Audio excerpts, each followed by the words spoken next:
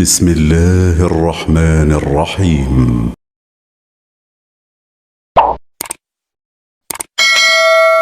بسم الله الرحمن الرحيم. السلام عليكم ورحمة الله وبركاته. الحمد لله رب العالمين، والصلاة والسلام على رسول الله الكريم نبينا محمد وعلى آله وصحبه وذرياته وأمته إلى يوم الدين، وبعد. فيا عباد الله، أوصي نفسي وإياكم بتقوى الله فقد فاز المتقون، فلا تموتن إلا وأنتم مسلمون. فقال تعالى: يا أيها الذين آمنوا اتقوا الله حق تقاته ولا تموتن إلا وأنتم مسلمون.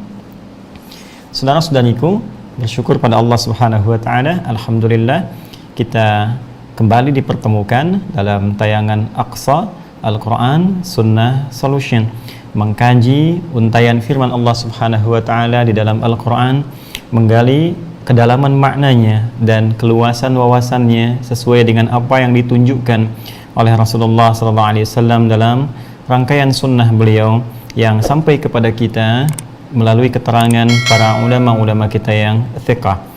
Alhamdulillah, terlepas dari itu semua, kita juga telah disampaikan oleh Allah Subhanahu wa taala tepat di hari ini, hari Jumat, sepekan setelah beridul adha. Sekarang sudah masuk di tanggal 17 ya, Dzulhijjah tahun 1441 Hijrah. Tentunya kita bermohon kepada Allah Subhanahu wa taala semoga kita diluluskan oleh Allah dalam pelatihan yang sangat monumental. Disebut monumental karena pelatihan ini disampaikan oleh Allah pertama kali kepada Nabi Ibrahim alaihissalam, yang kemudian nilainya diwariskan sampai ke masa Nabi Muhammad SAW, diabadikan dalam Al-Quran, dan di setiap zaman sampai dengan kini diberikan pelajaran besarnya pada kita agar tangguh kita dengan pelatihan itu mengatasi berbagai ragam problem kehidupan yang kita alami dalam setiap aktivitas kehidupan yang kita titi. Pun yang sangat penting untuk kita garis bawahi bahwa Idul Adha tidak hanya menghadirkan ibadah formalitas untuk menunaikan sholat kemudian disusul dengan penyembelihan hewan kurban seperti dengan izin Allah kita bisa lakukan setiap tahun termasuk di tahun ini. Lebih daripada itu, ada pelajaran besar jika dibawa flashback ke belakang dari apa yang kemudian menjadi tuntunan syariat untuk berkorban itu. Ada latar belakangnya, ada sejarahnya, dan ada nilai-nilai serta hikmah yang dengan mempelajari nilai dan hikmah itu, diantara hasil terbesarnya adalah membangun ketangguhan pribadi kita, mental kita, fisik kita, intelektualitas kita, dan yang lebih penting spiritualitas kita dalam mengatasi berbagai tantangan dalam kehidupan. Perhatikan betul ketika Allah memberikan satu deskripsi yang sangat detail tentang kisah Nabi Ibrahim ini, mulai dari gambaran besarnya di Al-Quran surah kedua Al-Baqarah ayat 124, ketika Allah berfirman, wa idzibtala Ibrahim rabbuhu bikalimatin fa'atammahun. Ya, dan ingatlah, pelajarilah ketika Allah Subhanahu wa taala menguji Nabi Ibrahim alaihissalam. Bahkan yang paling menarik ini, Nabi Ibrahimnya dikedepankan, objeknya dikedepankan. Wa idzibtala Ibrahim rabbuhu. Bisa Allah berfirman begini, wa idzibtala Allahu Ibrahim. Ya, kenapa kemudian ada takdim dan takhir? Didahulukan kemudian maf'ulnya, objeknya, diakhirkan fa'ilnya untuk menunjukkan penekanan dalam respon yang dilakukan oleh Nabi Ibrahim ketika Allah uji. Jadi Allah ingin memberikan satu pelajaran besar kepada kita, seakan-akan ingin menyampaikan, lihat nih, ketika Ibrahim alaihissalam diuji dengan aneka ragam persoalan kehidupan, perhatikan bagaimana beliau merespon. Perhatikan bagaimana ikhtiar yang dibangun untuk mengatasi seluruh problematika itu sehingga mendapatkan penilaian sempurna dari Allah Subhanahu wa taala, bahkan kemudian mendapatkan predikat yang sangat prestisius dalam pandangan Allah sebagai Khalilullah, ya, wattakhadha Ibrahima khalila, dan menjadikan Ibrahim itu sebagai orang yang sangat dekat dengan Allah Subhanahu wa taala. Jadi ternyata yang diuji itu bukan hanya kita. Yang punya persoalan di rumah tangga bukan hanya kita. Ya, seorang Khalilullah yang sangat dekat dengan Allah pun itu punya persoalan di rumah tangganya, dan diberi petunjuk oleh Allah untuk menuntaskannya sebagai pesan, isyarat kepada kita sampai dengan saat ini melalui penjelasan yang lebih detail dari Nabi Muhammad SAW. Nanti di rumah tangga engkau mungkin akan punya persoalan seperti ini. Mungkin dengan keluarga besar, bisa jadi dengan paman, bisa jadi dengan ayah, bisa jadi dengan pasangan hidup, ya. Boleh jadi dengan anak, anak dengan orang tua. Begini cara mengatasinya. Komplit disampaikan kepada kita. Pun demikian persoalan dalam menunaikan risalah tugas kehidupan. Ya, Nabi Ibrahim alaihissalam, beliau seorang rasul, menyeru pada kebaikan, menyampaikan pesan-pesan Allah Subhanahu wa taala. Apa Anda kira sunyi dari tantangan? Tidak. Ada ancaman, ada persekusi, ada ancaman mati, bahkan dihadapkan pada hukuman untuk dibakar, disaksikan oleh masyarakat, terusir dari kampung halaman. Anda bayangkan, ya, seorang nabi, rasul dekat dengan Allah diuji begitu dalam. Kita nabi bukan, rasul bukan, tidak ingin mengalami ujian, tapi ingin sukses.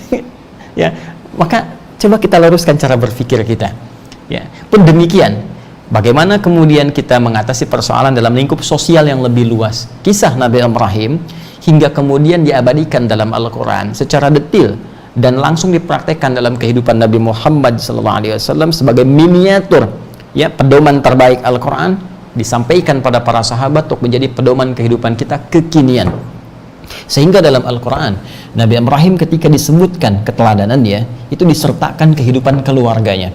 Kita bisa lihat Quran surah ketiga misalnya di Ali Imran ayat 33 ketika Allah berfirman, perhatikan kalimatnya, Innallaha astafa Adam, sungguh Allah telah memilih, ya, di antara hambanya, di antara hamba jadi manusia itu ada di antara yang terpilih untuk menjadi contoh dalam kehidupan. Satu, Adam alaihissalam, tunggal disebutkan Adamnya saja. Wa Nuha, kemudian Nuh alaihissalam, tunggal disebutkan Nuhnya saja, ya, keluarga tidak disebutkan. Lalu setelah itu wa ala Ibrahim, lalu keluarga besar Ibrahim alaihissalam. Anda bisa bayangkan, Adam tunggal, Nuh alaihissalam tunggal, tapi ketika menyebutkan Ibrahim alaihissalam disebutkan keluarga besarnya wa ala Ibrahim, karena ada kesuksesan Nabi Ibrahim alaihissalam yang ketika diuji oleh Allah bukan hanya sebagai pribadi, tapi ujian komprehensif sebagai seorang ayah, sebagai seorang suami, sebagai seorang rasul, sebagai seorang abdi masyarakat, ya? Dan lebih daripada itu sebagai seorang hamba Allah Subhanahu wa taala. Itu yang diwariskan kepada kita, yang dengan warisan pelajaran itu terciptalah ketangguhan pribadi kita untuk mengatasi semua ragam kesulitan yang kita hadapi dalam kehidupan. Karena itu orang-orang yang lulus Idul Adha itu akan menjadi pribadi yang lebih tangguh mengatasi persoalan. Jadi kalau sekarang Anda telah selesai kemarin, bahkan puasa Arafah, bahkan 9 hari pertamanya ada yang full puasa, ya kan? Ada yang Masya Allah baca Qurannya khatam, terus salat Idul Adha, lebih dari itu kurban, tapi tidak tercipta ketangguhan ini. Pesimis mengatasi persoalan, ya, semangat semakin menurun, baru dapat kabar ada proyek ini nggak dapat, langsung tiba-tiba lemah, gitu kan? Padahal itu mungkin realitas ujian yang dihadapi, ya. Karena itu setiap masalah yang hadir pasca kita menghadapi pelatihan saat di awal-awal Dzulhijjah 10 hari itu akan menjadikan kita lebih semangat menjalani kehidupan, optimis mengatasi persoalan, dan kita yakin karena kedekatan kita dengan Allah telah terbangun khususnya selama 10 hari itu, dan saking dekatnya keyakinan semakin terpatri dalam jiwa kita bahwa Allah pasti akan memberikan perlindungan terbaik dalam setiap titian kehidupan kita. Orang yang yakin dekat dengan Allah, maka tenang jiwanya karena ia merasa seluruh persoalannya akan tuntas. Coba, ya, Anda di kantor dekat dengan pimpinan, ya, terus ada masalah di kantor, bukankah Anda akan jadikan itu ringan? Karena Anda merasa dekat dengan pimpinan, ya, Anda akan diberi petunjuk, diberi akses, kemudahan. Setiap persoalan ada jalan keluar, ada solusi yang mungkin didapati. Sekarang Anda berpikir lebih daripada itu, dekat dengan Allah, ya, saking dekatnya Anda merasa dekat dengan Allah, Anda punya keyakinan yang kuat bahwa dengan kedekatan ini seluruh persoalan tidak mungkin dibebankan kepada kita untuk dijalani. Pertama, kecuali kita sanggup, dan kedua, seperti Allah memberi jalan pada Nabi Ibrahim, kita pun pasti diberikan solusi yang terbaik yang bisa kita dapati dalam mengatasi seluruh persoalan ini. Nah, hanya persoalannya bagaimana kita bisa menguatkan iman itu terpatri dalam jiwa sehingga lahir ketangguhan-ketangguhan tadi. Di antaranya, jangan cukupkan pada pelatihan terbatas di 10 hari itu, tapi teruskan untuk mengkaji lebih dalam dasar-dasar keimanan, khususnya yang terhubung dan terpatri dalam Al-Quran Al-Karim dan Sunnah Rasulullah SAW. Karena itu kita akan mencoba melanjutkan kajian Aqsa kita dengan bermohon perlindungan kepada Allah Subhanahu wa Ta'ala. Semoga seluruh kajian ini dijaga oleh Allah sehingga seluruhnya bernilai manfaat, benar kita pelajari, benar kita pahami, dan benar kita amalkan dalam kehidupan kita, insya Allah. Baik, teman-teman, kita sebelum melanjutkan seperti biasa kita bermohon pada Allah. Yang pertama, semoga saudara-saudari kita yang belum beriman sampai dengan detik ini berkenan dikuatkan oleh Allah jiwanya untuk mengucapkan syahadat sebelum ia wafat menuju Allah Subhanahu wa Ta'ala, dan semoga kita disertakan dengan saudara-saudari kita yang telah kembali kepada Allah dengan keadaan husnul khatimah. Pun demikian kita bermohon pada Allah Subhanahu wa Ta'ala semoga kita diikhlaskan dengan belajar ini dan kita jadikan ikhtiar dengan pelajaran ini agar Allah berkenan menjadikan iman kita semakin kuat, ketakwaan kita meningkat, dan dengan itu ada kemudahan-kemudahan yang bisa kita dapati dalam kehidupan kita. Baik, langsung saja kita akan coba melanjutkan pada ayat yang ke-6 di surah Al-Baqarah setelah kita tuntaskan di pertemuan terakhir dengan mengkaji di ayat yang ke-5 surah Al-Baqarah. Sebelum berkenan kita lanjutkan ke ayat yang ke-6, mohon izin saya mengingatkan kembali sebagai resum yang cepat tentang apa yang kita bahas. Setiap hari kita membaca Al-Fatihah paling minimal 17 kali dalam sehari, ya, khususnya dalam sholat kita dari subuh, zuhur, asar, maghrib, isya. Ya, dari 17 ini di antara permohonan terpentingnya setelah kita berikrar tentang kepatuhan dan penghambaan kita kepada Allah dengan mengatakan iyyaka na'budu wa iyyaka nasta'in. Lantas di hadisnya kemudian disampaikan, Allah tegas menyampaikan kepada kita, hadza baini wa baina 'abdi wa li 'abdi ma sa'al. Seperti pernah kami jelaskan di pertemuan yang sangat terdahulu, ini perjanjian antara aku dengan hambaku, kata Allah, jika hambaku benar salatnya sampai detik bacaan ini, apapun yang ia minta aku akan berikan. Nah, dan di antara sekian pemberian itu Allah menunjukkan pada kita yang paling utama. Jika Anda diberi kesempatan oleh Allah untuk meminta apapun yang baik-baik dan dikabulkan, dan Anda bingung mau minta apa, maka Allah berikan petunjuk kepada kita, minta yang ini, maka yang lain dengan sendirinya akan ikut serta. Ya, Allah ajarkan kalimat ihdinas siratal mustaqim. Ya Allah, berikan kami hudan, petunjuk-petunjuk, pedoman-pedoman, jalan-jalan kebaikan, jalan-jalan takwa, jalan-jalan yang ringan, jalan-jalan sukses, kebahagiaan yang lurus, yang benar, la wijaja fi, yang tidak bengkok, yang tetap dalam garis ketaatan kepada Allah Subhanahu wa Ta'ala dan mudah untuk mencapainya. Karena kita meminta hudan, maka Allah berikan petunjuk kemudian kepada kita. Hudan yang menghadirkan kenikmatan, kenyamanan seperti orang dulu pernah mendapatkannya, jauh dari kesesatan, jauh dari hal-hal tercela. Maka dijawablah di Al-Baqarah itu ketika Allah mengatakan alif lam mim, ayat 2-nya dzalikal kitabu la raiba fi hudal lil muttaqin. Di sini jika kita ingin menjadi bagian hamba yang terkabulkan meminta hudan, petunjuk kesuksesan, kebahagiaan, kedamaian, ketentraman, kenyamanan ibadah, maka petunjuk terbesarnya Allah tegaskan, ayo kembali pelajari Alkitab, Al-Quran. Dzalikal kitabu, ada semua petunjuk itu di Al-Quran, kata Allah. La raiba fi, jangan pernah meragukan petunjuk itu. Hudal lil muttaqin, maka jadilah orang takwa untuk mendapatkan petunjuk-petunjuk yang dimaksudkan. Karena itu di pertemuan terakhir kita telah membahas tentang bagaimana menjadi kriteria orang takwa. Mulai dari membangun kekuatan iman sebagai amalan hati, syarat pertama, kemudian berusaha mengasah itu dan meningkatkan kualitas kekuatan iman itu dengan cara menunaikan amalan fisik, sholat.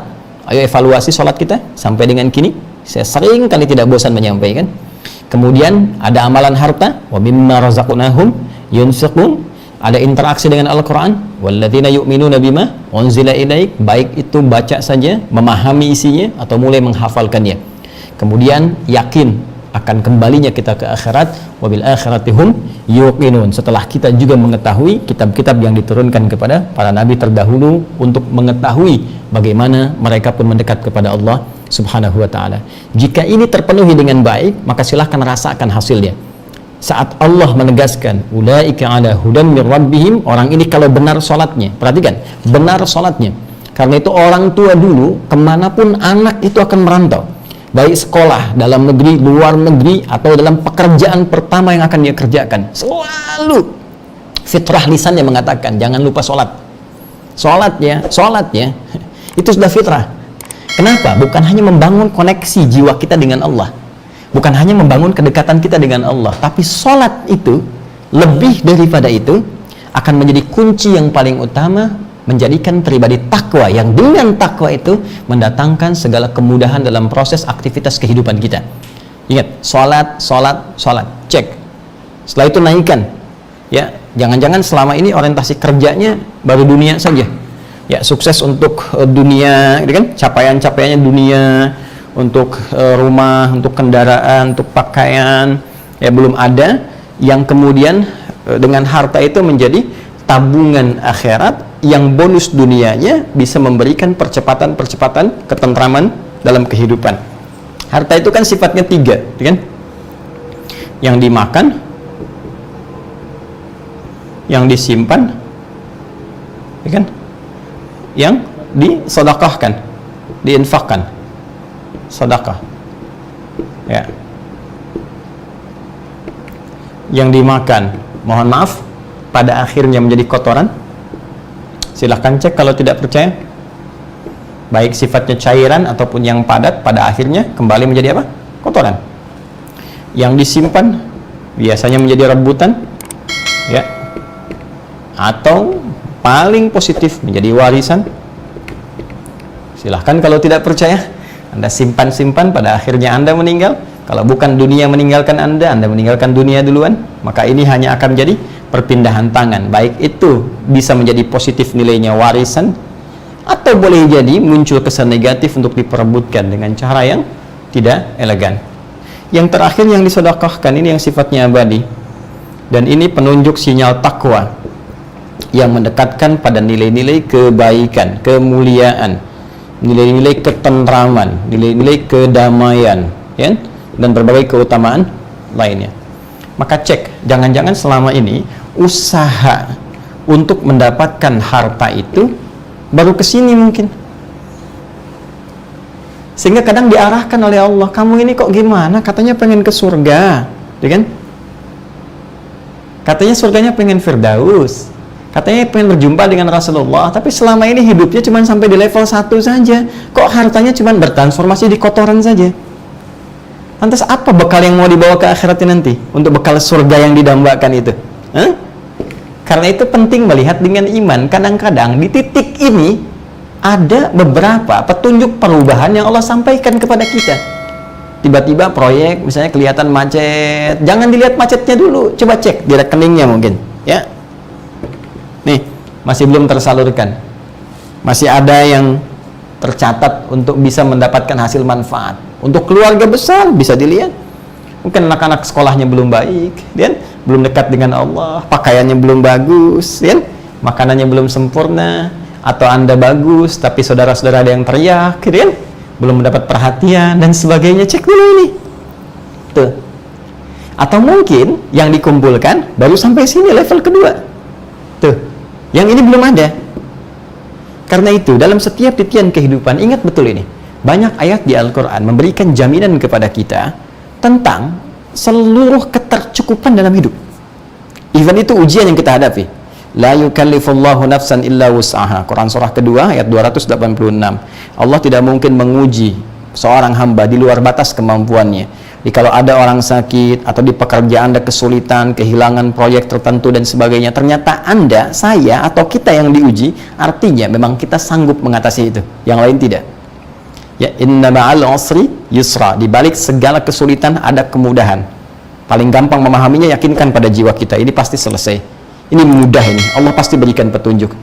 Hanya bagaimana cara kita untuk bisa mendapatkan petunjuk dari Allah untuk mengatasi kemudahan tadi, maka wasilah terbesarnya adalah takwa.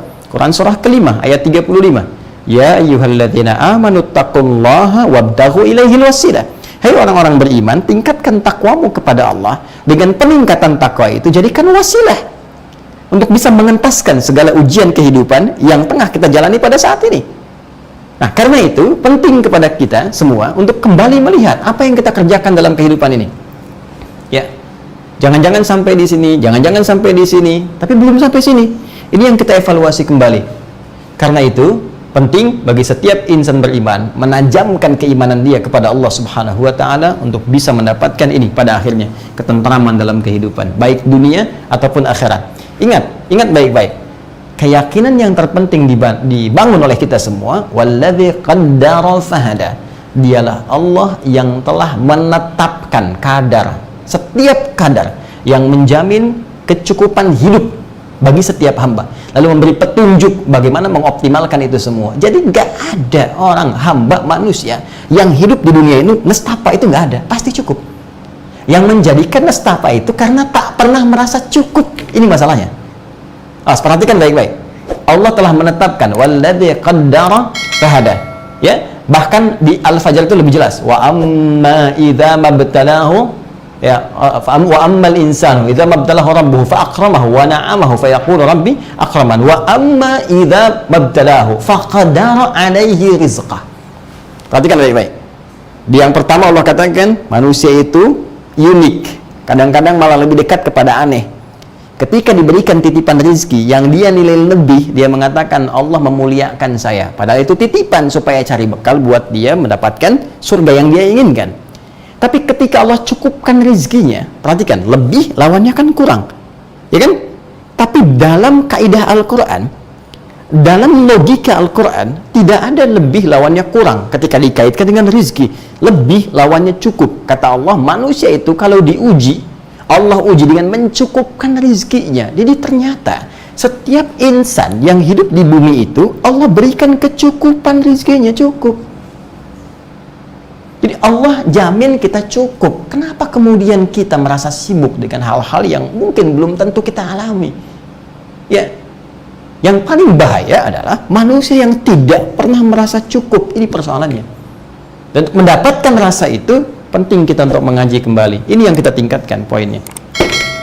Ya, jadi cobalah disusun dalam setiap bulan yang kita dapatkan. Walaupun mungkin 3.500.000 kita dapatkan, 200.000-nya kita infakkan. Yang penting kita ikhtiar bisa amalan ini. Sholat sudah, amalan harta sudah, ngaji sebulan kalau tak sanggup 30 juz, 1 juz. Tak sanggup 1 juz, ya kita coba misalnya, ya taruhlah 10 halaman atau 5 lembar, bagi dalam sebulan. Yang penting ada ikhtiar. Nanti lihat perbedaannya. Ketika sholatnya meningkat, infak walaupun mungkin sehari cuma 1.000 atau sebulan cuma dapat 5.000, gak ada masalah. Yang penting ada ikhtiar kita mewujudkan ini. Kalau sudah ada, nanti tinggal lihat bagaimana pembuktian ayat kelima dari Al-Baqarah itu. Ulaika ala hudam min rabbihim wa ulaika humul muflihun. Allah akan berikan kedamaian, ketentraman. Nanti dibimbing, Allah bimbing kita untuk mendapatkan hal yang kita idam-idamkan itu. Kalau itu menjadi kebutuhan dunia dan akhirat kita. Nah, kalau belum sempat kita maksimalkan ini, maka wasilahnya cari teman dengan kualifikasi ini.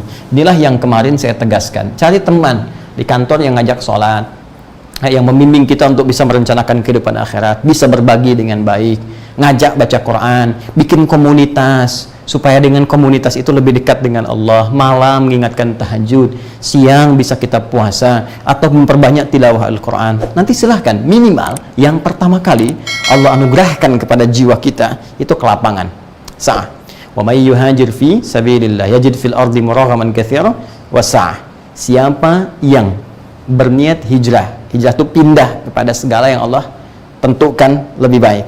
Rasul tunjukkan bukan harus pindah tempat, ya, boleh jadi tempatnya bagus, cuma cara kita beraktivitas di tempat itu yang kurang bagus, ya. Kemudian robah, perbaiki cara aktivitas kita, lihat bagaimana Allah membimbing kita, Nabi menjelaskan, para ulama mencontohkan.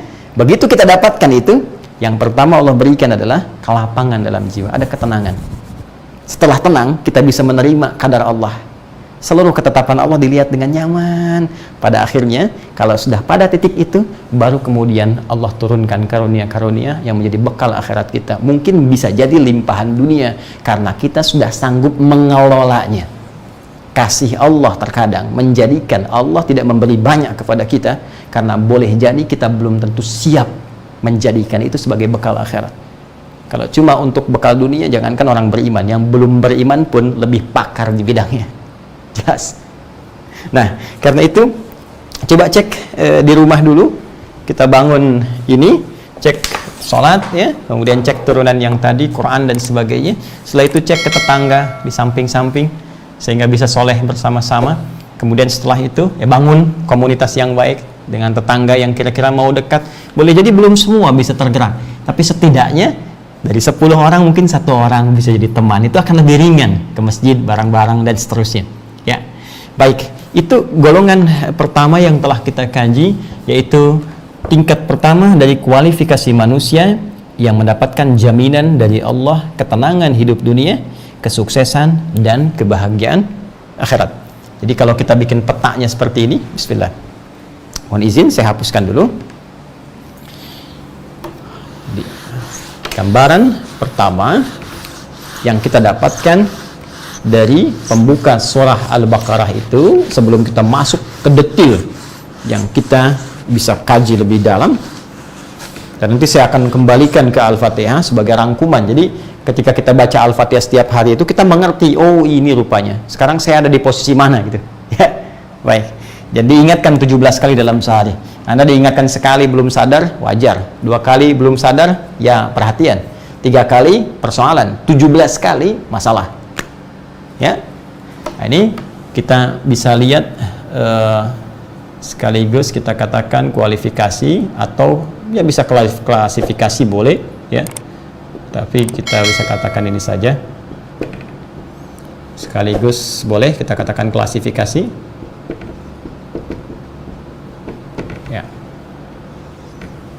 Supaya ada sedikit persaingan dan pengelompokannya.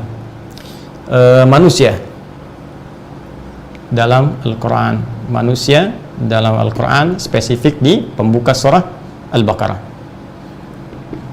Golongan pertama yaitu insan beriman, manusia beriman yang meraih ridha Allah Subhanahu wa ta'ala.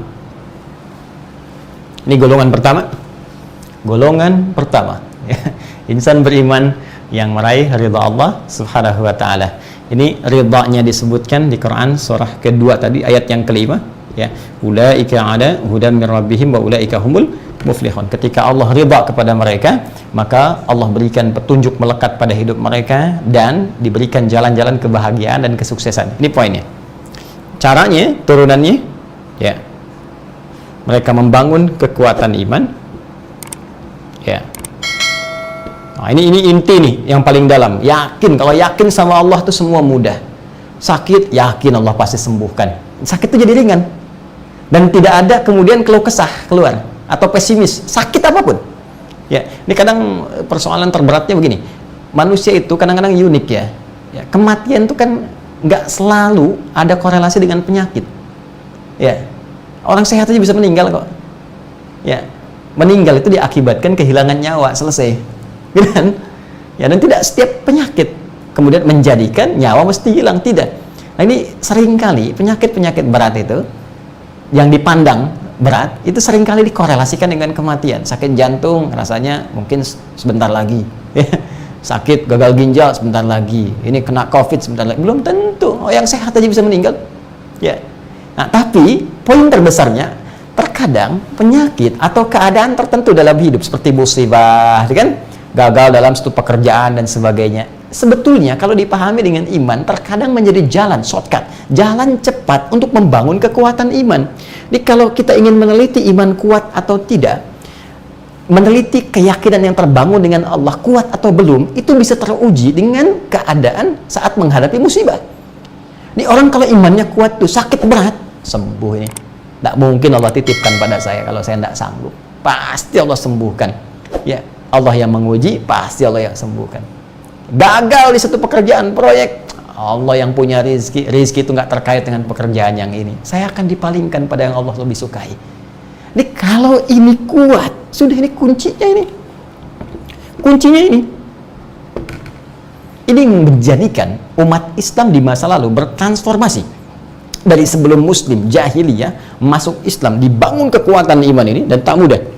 Dulu 13 tahun ya, dari nol, dari nggak ada iman sama sekali, beriman.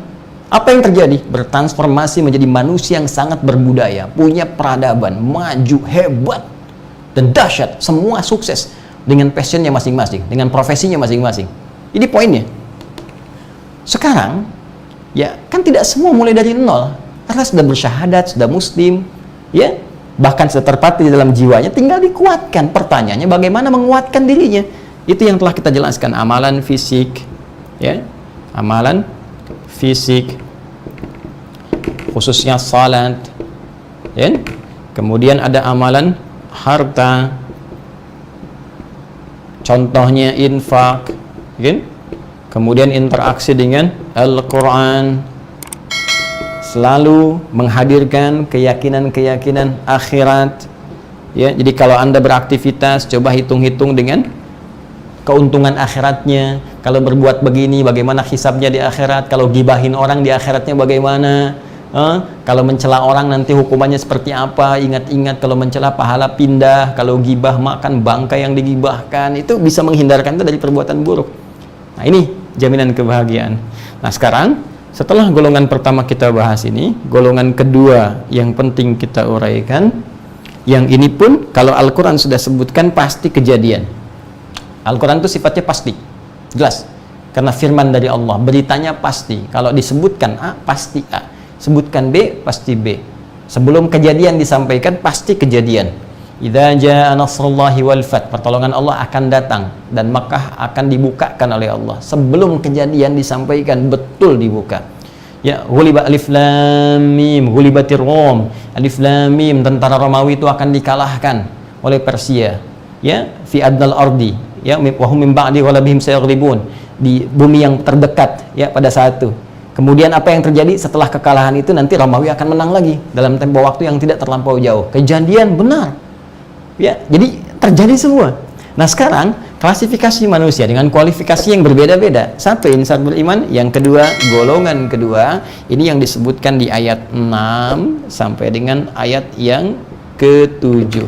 Ini ayat 1 sampai dengan 5, golongan 2, 6 sampai dengan 7. Innal ladzina kafaru sawa'un 'alaihim a'anzartahum am lam tunzirhum la yu'minun. Khatamallahu ala qulubihim wa ala sam'ihim wa ala absarihim ghishawa wa lahum adzabun azim. Innal ladzina kafaru, golongan yang kedua, insan yang kufur. Kufur ini saya jadikan terjemah bahasa Indonesianya. Mohon berkenan saya tuliskan dengan bahasa Al-Qur'annya. Saya turunkan bahasa Arabnya. Innal ladzina kafaru. Saya tuliskan begini. Ini golongan kedua. Kafaru. Allahu akbar. Adzan sudah berkumandang. Timbul pertanyaan, siapa yang dimaksud kafar ini? Kenapa sering diterjemahkan dengan kafir? Apa juga perbedaan dengan kufur? Siapa mereka? Bagaimana pengertian dan sifatnya? Kita akan lanjutkan setelah menunaikan sholat Isya berjamaah. Lanjut lagi setelah Isya. Kita jawab adzan, tunaikan sholat sunnah, berdoa, baru kita lanjut lagi. Tetap semangat. Subhanakallahumma wabihamdika asyhadu an la ilaha illa anta astaghfiruka wa atubu ilaik. Assalamualaikum warahmatullahi wabarakatuh. Bismillahirrahmanirrahim. Assalamualaikum warahmatullahi wabarakatuh. Alhamdulillah wassalatu wassalamu ala Rasulillah wa ala alihi wa sahbihi wa man wala wa ba'du. Saudara-saudariku, kita telah menunaikan salat Isya berjamaah waktu Indonesia bagian barat, terhubung dengan kami dari Bekasi di gedung Quantum Akhir Institute. Kita bermohon pada Allah Subhanahu wa taala semoga salat yang telah kita tunaikan beserta amalan sunnahnya berkenan diterima oleh Allah Subhanahu wa taala. Pun demikian bagi saudara-saudari kita dan tentunya boleh jadi berada di luar Indonesia dan terhubung dengan program ini dan belum memasuki waktu Isya. kami bermohon kepada Allah agar berkenan untuk diberikan kelapangan, keluangan untuk menyiapkan secara sempurna persiapan sholat isya sehingga bisa ditunaikan dengan penuh kekhusyuan karena Allah Subhanahu wa Ta'ala. Baik, kita lanjutkan kajian kita, masuk pada ayat yang ke-6 di surah Al-Baqarah, surah yang kedua dalam urutan mushaf.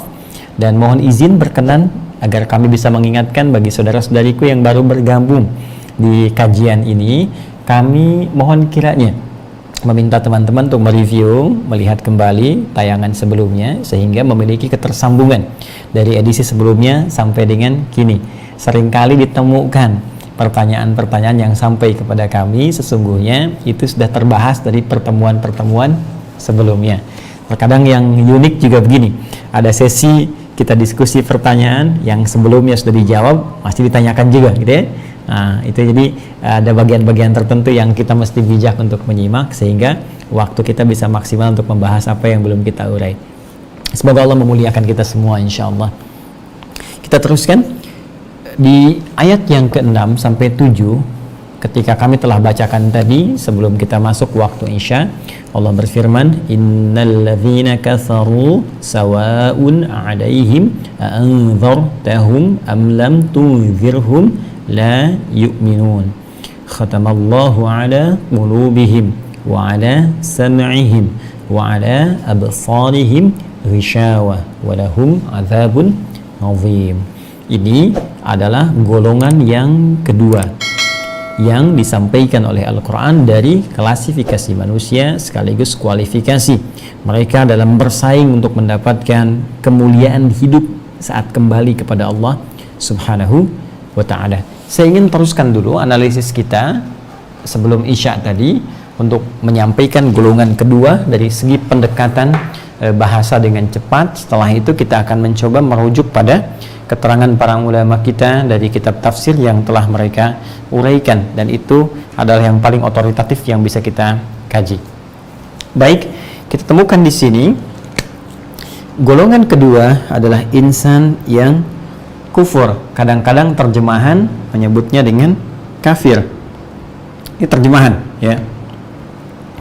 Sedangkan diksi pilihan kata Al-Quran ketika mengungkapkan makna kufur atau bahkan kafir itu setidaknya secara umum ada 3 turunan utama. Kadang disebutkan dengan kata ini kafaru, turunan dari kata kafar bentuk tunggalnya ya. Ini fi'il madhi, ini bentuk jamaknya, mufradnya singularnya kafar dari kata kafara, jamaknya kafaru ya. Fa'ilnya waw dalam bentuk jamak mereka, ini tunggal bentuknya dia, huwa. Satu, jelas? Contoh misalnya yang bentuk tunggal ditemukan di Quran surah ke-5 ya, Al-Maidah di ayat 72 dan juga 73. Ini contoh cepat saja. Anda bisa cek di mushaf, laqad kafara alladzina qalu innallaha huwal masih ibnu Maryam. Ya, di ayat 72 Allah menyampaikan sungguh telah kafir. Ya, nanti kita lihat apa yang dimaksud dengan kata kafar di sini, terjemahkan dengan kafir di terjemahan mushaf. Orang-orang yang menetapkan, mengatakan bahwa Al-Masih putra Maryam itu Mesias, Yesus adalah sebagai Tuhan. Ya, nah, nanti kita akan lihat bagaimana Al-Quran menghukumi dalam perspektif Islam, dan itu dibuka oleh Al-Quran untuk didialogkan. Silahkan dipandang dengan nalar, dibuktikan dengan fakta sejarah, diteliti secara nas, dan silahkan dapatkan kesimpulan haknya yang paling benar. Anda akan temukan bahkan elegannya ketika Anda menemukan kebenaran pun kata Al-Quran itu tidak pernah dipaksakan untuk mengimani, meyakini, dan bukan sekedar mendapatkan kesimpulan, tapi kemudian mendapati kesimpulan itu menjadi sebuah keyakinan yang dipeluk sampai Allah tegas mengatakan la ikraha fid din. Tidak dibenarkan ada paksaan sekecil apapun dalam beragama, dalam memeluk ad-din. Ad-din yang dimaksudkan Islam. Ini pemahaman pertama, Quran surah ketiga ayat 19. Inna dina indallahil Islam. Bagi yang telah berislam, maka berislam itu mesti indah, mesti nyaman, tenang. Ya, bukan karena keterpaksaan yang akhirnya menjadi kurang ikhlas dalam beribadah. Ya, Ya, mau sholat karena terpaksa, mau puasa karena terpaksa, ke masjid kok terpaksa. Kenapa ke masjid? Ya, karena dia ke masjid, makanya saya ke masjid. Nah, itu akan kurang nyaman dalam ibadahnya. Itu pemaknaan yang kedua secara dalamnya. Ya. Jadi ini yang mau saya katakan, keindahan Islam itu seperti itu. Membuktikan informasi menjadi sebuah pengetahuan dengan nilai kebenaran. Ya, dari kebenaran itu diberikan pilihan, dan pilihan itu tidak ada keterpaksaan di dalamnya. Hanya setiap pilihan mesti dipahami akan melahirkan konsekuensi yang ditanggung oleh masing-masing pemilihnya. Adil kan? Nah, karena itu ya tidak perlu berselisih. Silakan berargumentasi, silakan dudukkan, silakan bahas, dan sekali lagi putuskan yang terbaik sesuai dengan keyakinan, karena itu hak asasi yang paling dalam. Ini kafir. Kemudian ada lagi yang kedua, kafir. Diksinya langsung kafir. Ya. Kafir seperti ini. Contoh di Quran surah ke-78 An-Naba, ya, ayat terakhir, ayat ke-40. Wa yaqulul kafiru ya laitani kuntu turaba. Ya, saat melihat suasana hisab yang menegangkan, wah, ancaman depan mata, ada neraka mengancam. Nah, sisi lain ada kenikmatan yang sedang membentang, surga bagi orang-orang yang berhak mendapatinya, mendapatkan rahmat Allah Subhanahu wa ta'ala. Dan ada orang, golongan tertentu yang diingatkan di dunia, tahu dengan peringatan itu, tapi abai, sampai-sampai ketika kembali kepada Allah menyaksikan balasan itu, dan dia pada saat itu sampai merasakan nggak pengen jadi manusia lah, ya jadi tanah saja. Wa yaqulul kafiru, dan ada golongan kafir ya berkata pada saat itu dengan lirih, ya laitani kuntu turaba, duhai coba aku jadi tanah saja saat ini. Ya, sehingga tidak mendapati hisab yang begitu menegangkan. Karena itu siap-siap, ya mohon izin, setiap yang kita lakukan, kita kerjakan, coba ditimbang-timbang dengan akhirat. Ini yang golongan ini, wabil akhirati hum yuqinun. Ini lisan akan dihisab, tangan dihisab, mata dihisab, aktivitas dihisab, profesi kita yang dikerjakan, aktivitasnya akan dihisab. Semua ustadz dihisab, kiai dihisab, habib dihisab, ya, masyarakat dihisab, politisi dihisab, gitu ya, birokrat dihisab, diplomat dihisab, pejabat semua dengan turunan tingkatnya dihisab. Kalau tahu dihisab, karena itu mesti hati-hati dan mesti mengerti bahwa suasana hisab itu berbeda dengan suasana keduniaan. Ketika lepas dunia itu, Anda yang bekerja saat ini sesungguhnya akan mewariskan nilai-nilai yang dipertaruhkan saat wafat. Jika baik, maka nilai itu akan baik dan dikenang sebagai kebaikan. Tapi jika buruk, maka Anda akan dicela, bukan hanya sepanjang kehidupan berjalan, tapi setelah kematian yang akan hadir dan ketegangan mulai muncul pada saat itu. Ya, ini kafir, jamaknya kafirun. Ya, bahkan sangat populer, turun satu surah dengan namanya, ya, qul ya ayyuhal kafirun. Diksi yang kedua. Diksi yang ketiga ada kata kufar, ya, kufar langsung bentuknya jamak, ya, jadi bentuk tunggalnya tidak ada bentuk tunggal kecuali kembali ke sini, ya, kafir, jamaknya kufar. Ini kafir, ini bentuk mudzakkar salimnya. Ini mudzakkar salim itu bentuknya mudzakkar, tidak ada ta'nits di ujungnya atau menunjuk pada bentuk muannats. Kemudian salim masih selamat hurufnya, susunannya sama semua, kaf alif fa ra, kaf alif fa ra. Tapi jamak karena ada waw dan nun di ujungnya, kafirun. Nah, ini namanya jamak mudzakkar salim. Ya, tapi kalau misalnya ada alif dan ta di ujungnya, maka disebut muannats, ya, salim, jamak muannats salim. Muannats seperti muslimah, muslimatun, kan? Saya tuliskan begini, muslimatun, kan? Ini ya, muslimatun, ya kan? Nah, maka jamaknya muslimat, kan? Nah, seperti ini, ada alif dan ta di ujungnya, muslimat. Mukmin, mukminat, kan?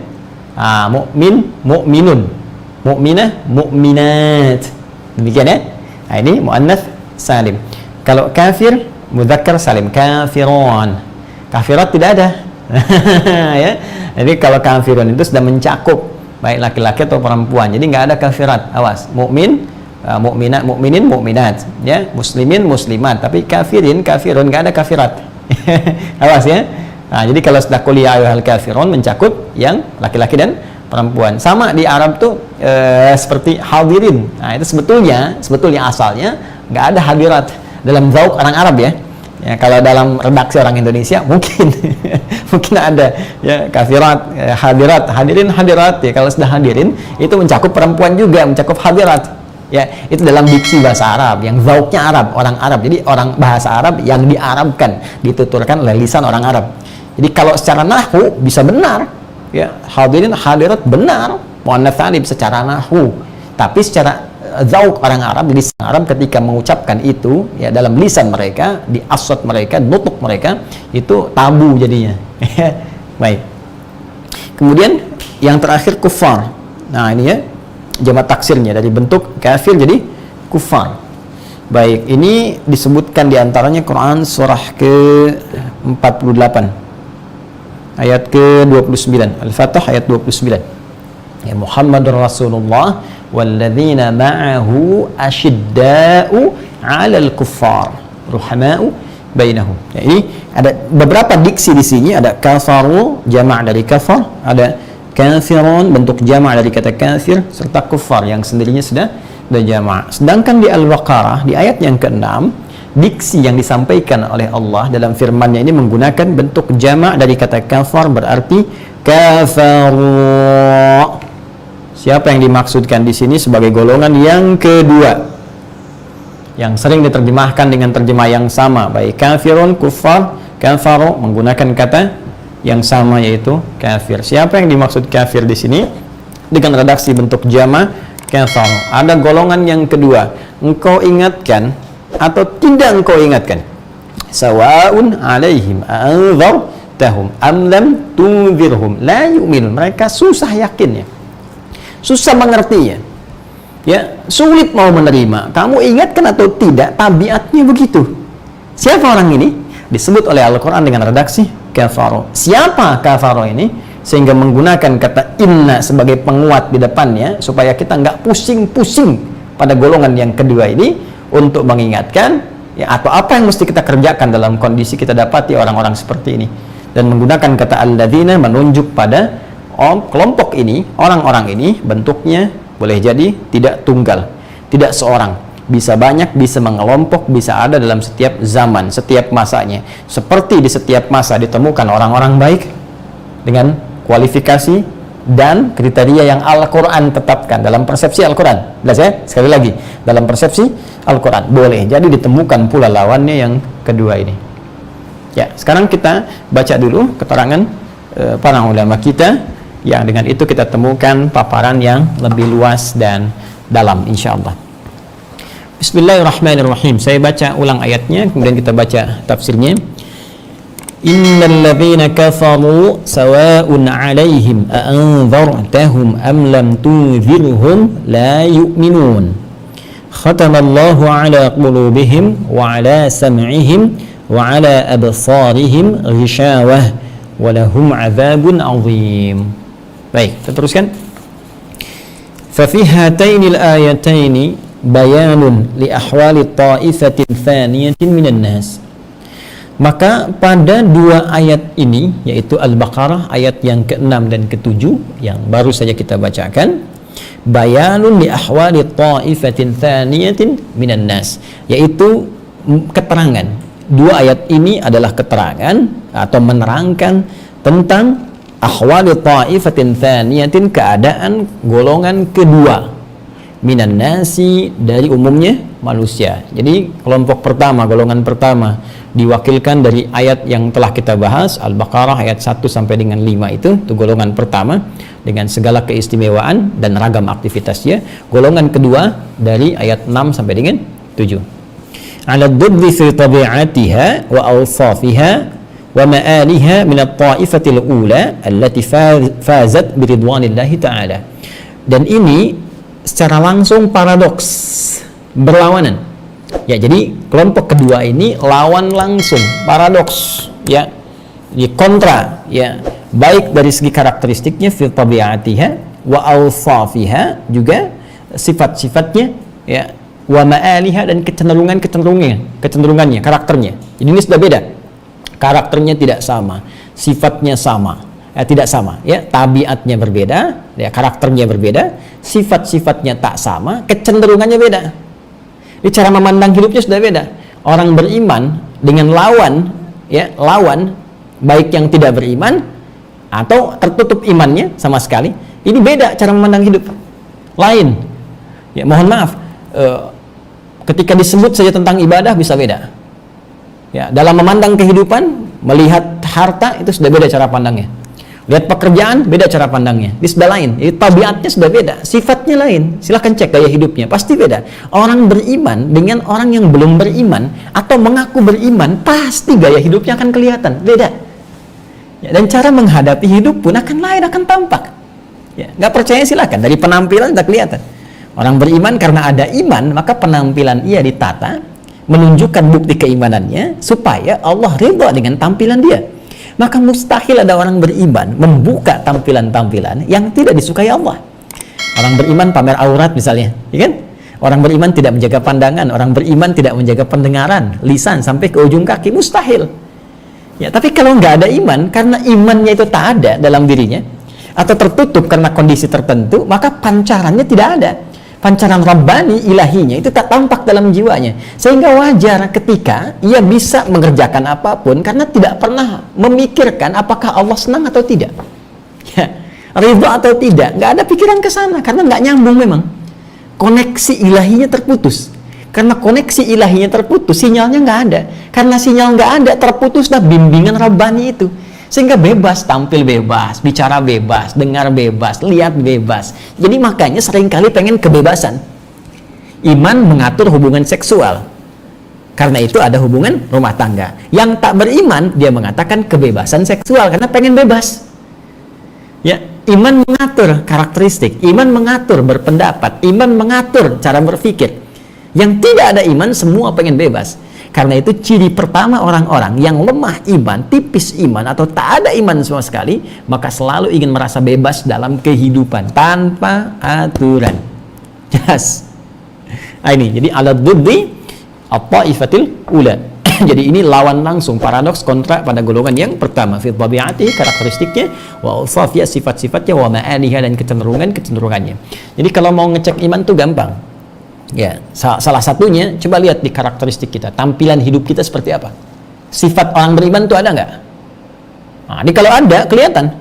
Bicara orang beriman tuh nggak sembarangan. Jadi kalau masih ada kontrol di lisan kita, berarti imannya masih berfungsi bagus. Di telinga masih bagus sampai ke ujung kaki. Ya, melihat pekerjaan, ayo teman-teman, dimanapun beraktivitas, sekali lagi, semua yang saya sampaikan mencakup seluruh aktivitas kehidupan kita. Apapun pekerjaan yang dilakukan sampai dengan saat ini, ya, apakah itu status dunianya misalnya, ya apapun, pengajar kah, pegawai kah, pejabat, birokrat, diplomat, politisi kah, macam-macam. Coba, ada nggak politisi yang beriman? Ya, sekarang ini pejabat yang beriman, tanyakan pada pribadi masing-masing, kita nggak usah menilai. Anda pejabat, tanyakan, saya pejabat beriman bukan? Saya politisi beriman bukan? Saya pengajar beriman bukan? Ustadz beriman bukan? Pegawai beriman bukan? Ya, karyawan beriman bukan? Maka kalau benar-benar beriman, seluruh tubuhnya akan ia jaga, yang dengan pancaran imannya menjadikan petunjuk Allah terang dalam setiap tatanan aktivitasnya. Mustahil dia bisa berbuat pelanggaran-pelanggaran yang tidak disukai Allah. Nggak ada pejabat beriman korupsi karena tahu Allah nggak suka. Jelas, nggak ada ustadz bisa menyalahgunakan fatwa karena tahu hukumannya besar dalam pandangan Allah. Ya, tidak ada pegawai mencuri, tidak ada pegawai berdusta karena tahu lisannya dipantau oleh Allah. Nah, itu poinnya. Jadi sebetulnya kalau semua orang beriman, wah damai kehidupan dunia ini, tentram, makmur. Makanya orang-orang yang benar imannya sejak dulu Nabi datang membawa petunjuk keimanan, makmur. Tempat yang dibinanya makmur, dibawa kemanapun makmur.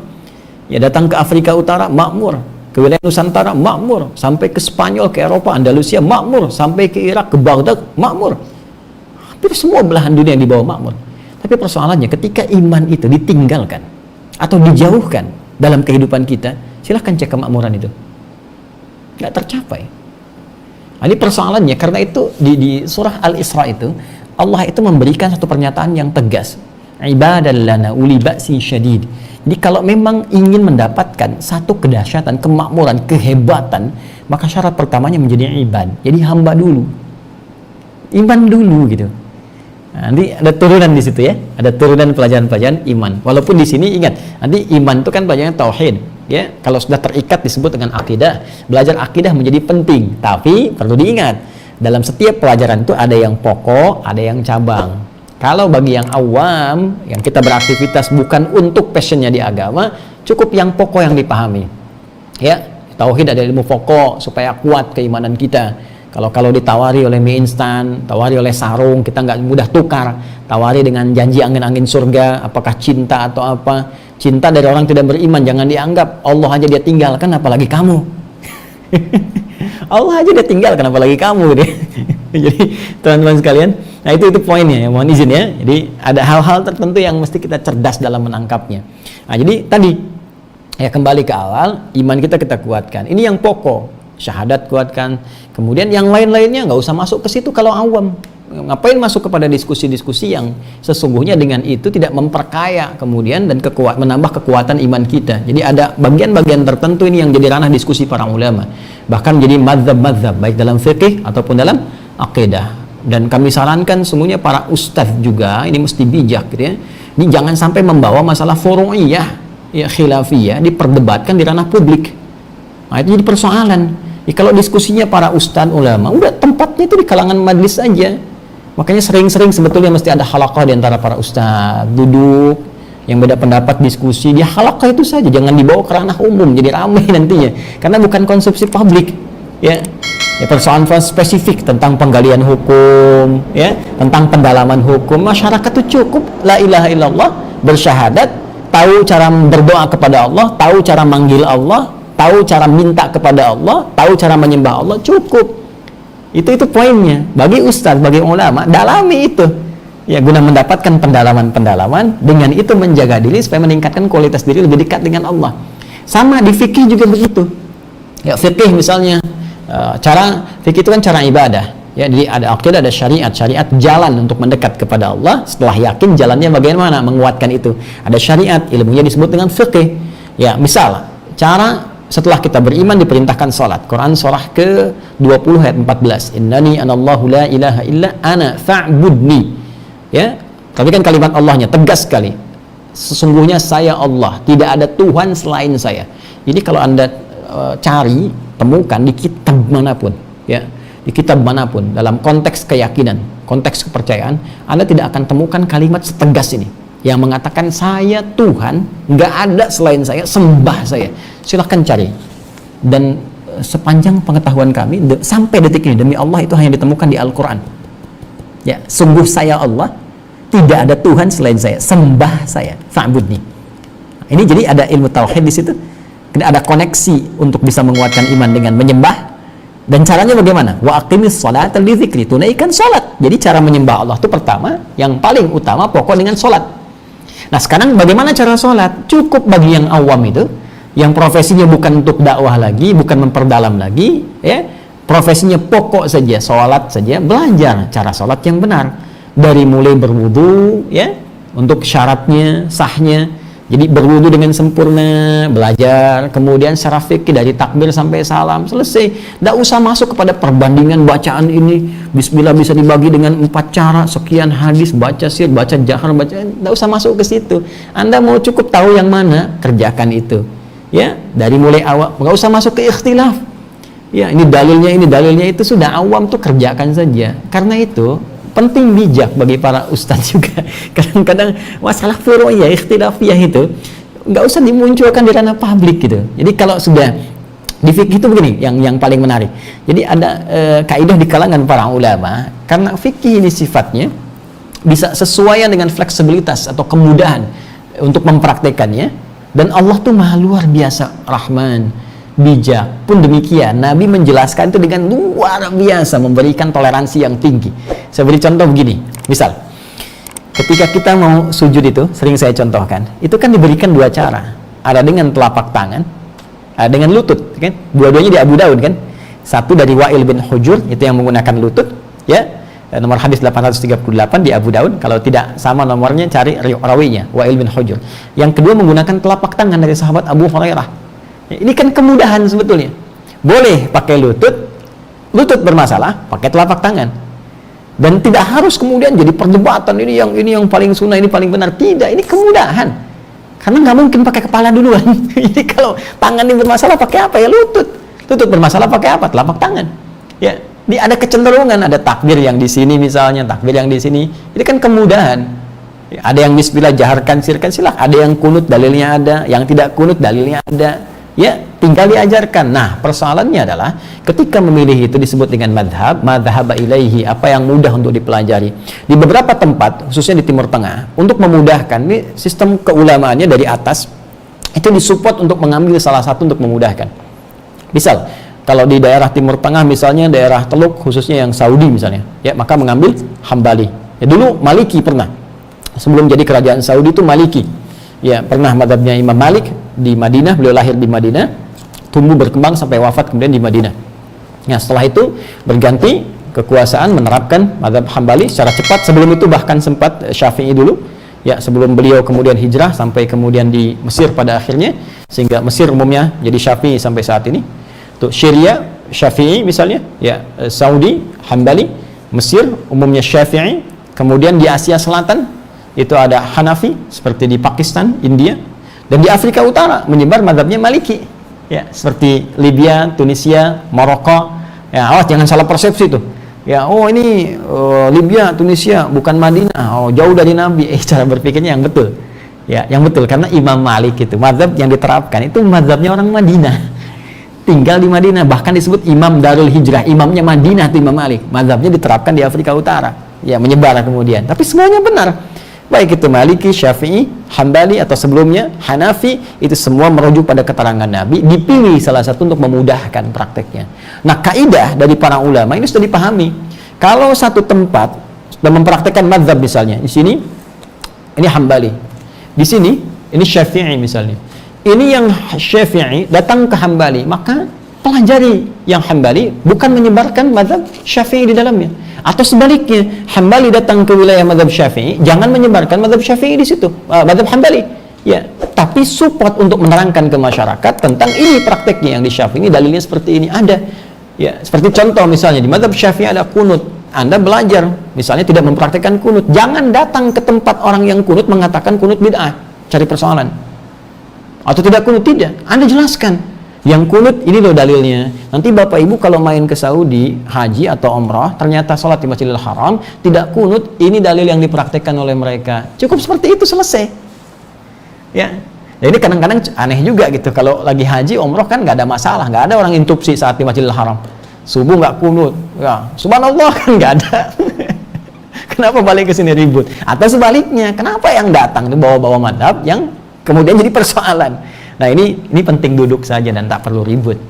Ya, ini duduk saja, kemudian apa disampaikan yang nyaman, masyarakat berikan kebebasan memilih, sampaikan dalil, selesai, dan tak perlu ribut-ribut. Ya, tak perlu berselisih. Yang diperlukan itu silaturahim, ya, kemudian saling menguatkan, saling memberikan referensi kepada masyarakat dengan baik. Kalau keyakinan, semuanya pasti akan belajar.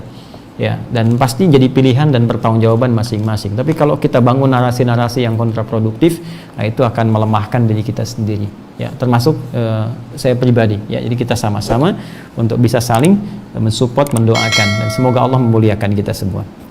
Yuk kembali ke sini. Jadi ciri orang beriman salah satunya adalah dia punya karakteristik sifat-sifat yang tidak dimiliki oleh orang-orang yang tidak beriman, atau redaksi diksi Al-Quran tadi menggunakan kata kafar.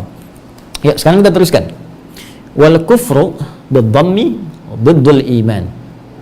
Nah, sedangkan al-kufru, jadi ini menggali kepada akar katanya, masdarnya, sumber asalnya. Ya, jadi isim. Kata kafaru kalau kita urutkan tadi yang saya sampaikan, kafaru bentuk jamaah, kata kerja ya. Infinitif asalnya tunggalnya kafar. Kata kafar ini diambil dari masdar al-kufru.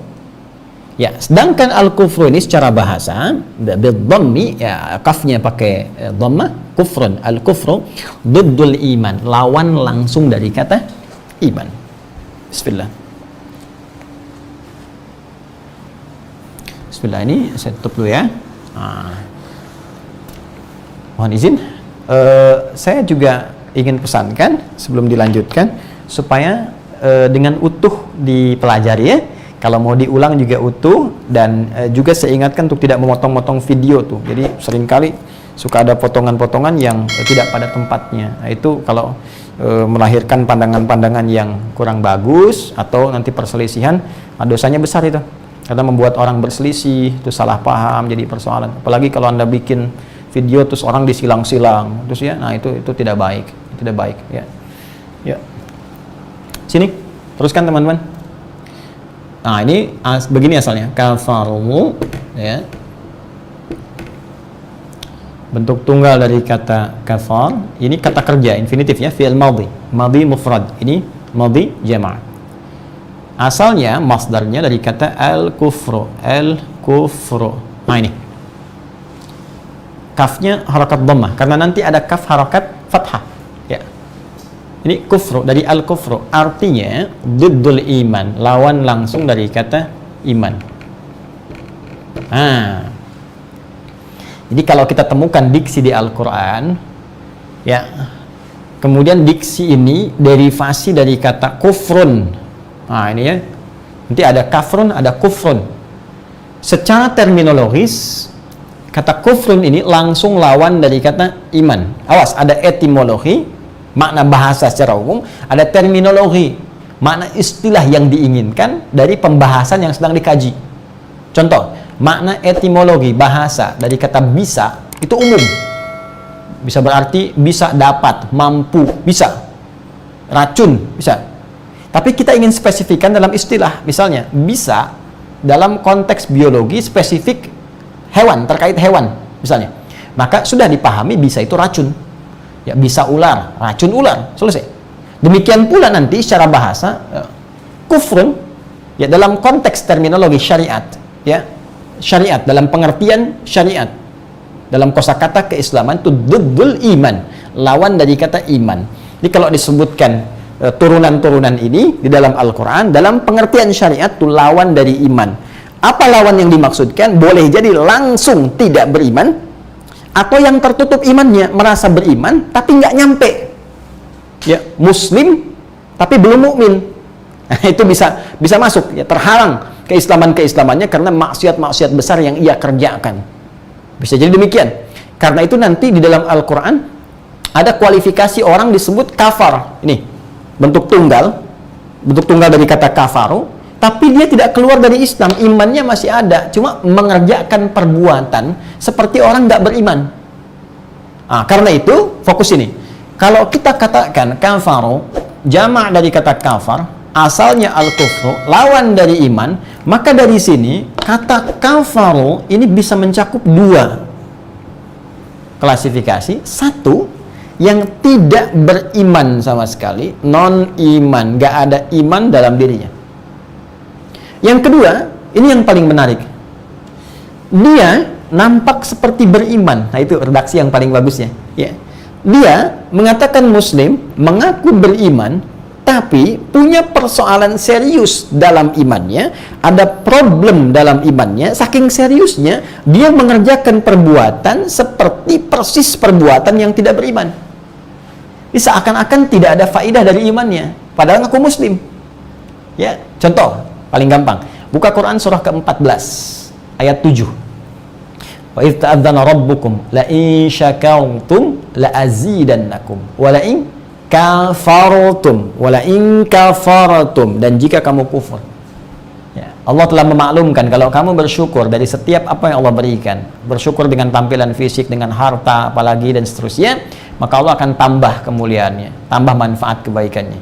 Wala in kafartum, tapi jika kamu kafar, tuh awas, ingkar, kafir, tuh pengertian pertama. Apa maksud yang di sini? Bukan keluar dari Islam. Ya, ada orang Islam diberikan harta tapi nggak bersyukur dengan hartanya, disebut kafar, kufur. Misal melimpah harta tapi nggak mau zakat, ya, nggak mau zakat. Ini persoalan. Kenapa? Dia muslim, ada ketentuan zakat, bahkan rukun Islam yang ketiga, berzakat setelah sholat, dia nggak kerjakan. Lantas apa bedanya dengan non iman, ya, non muslim yang tidak beriman dan tidak berzakat? Kalau nggak beriman nggak zakat, ya memang nggak ada iman. Ini sudah ngaku beriman nggak mau zakat, sama kan? Maka itu redaksinya oleh Quran disindir dengan kalimat yang sama. Apa bedanya dengan yang belum beriman?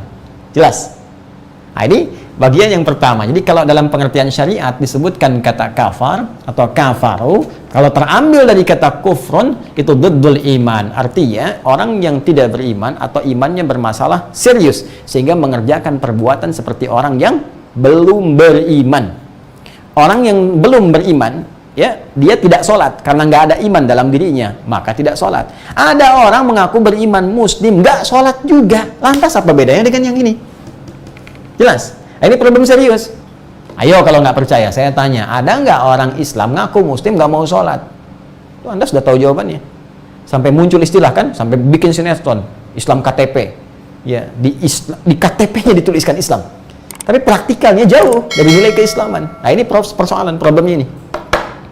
Nah, ini kita ambil keterangan pertama dulu, kita jelaskan dulu ya. Yuk kita balik lagi. Bismillah. Nah, ini dalam pengertian syariat ya. Jadi terminologi keislaman, terminologi Al-Quran. Jadi kalau sudah terminologi, masing-masing punya cara pandang. Ya, terminologi umum bisa jadi cara pandangnya berbeda. Cara pandang si fulan, cara pandang si fulan bisa beda. Tapi kalau semua ada perbedaan, kembalikan kepada yang sudah pasti kebenarannya, itu Allah Subhanahu wa taala. Karena itu ketika kita kembalikan kepada Allah, Allah kasih keterangan. Ini loh yang dimaksud kata kafaru berasal dari kufrun diddul iman.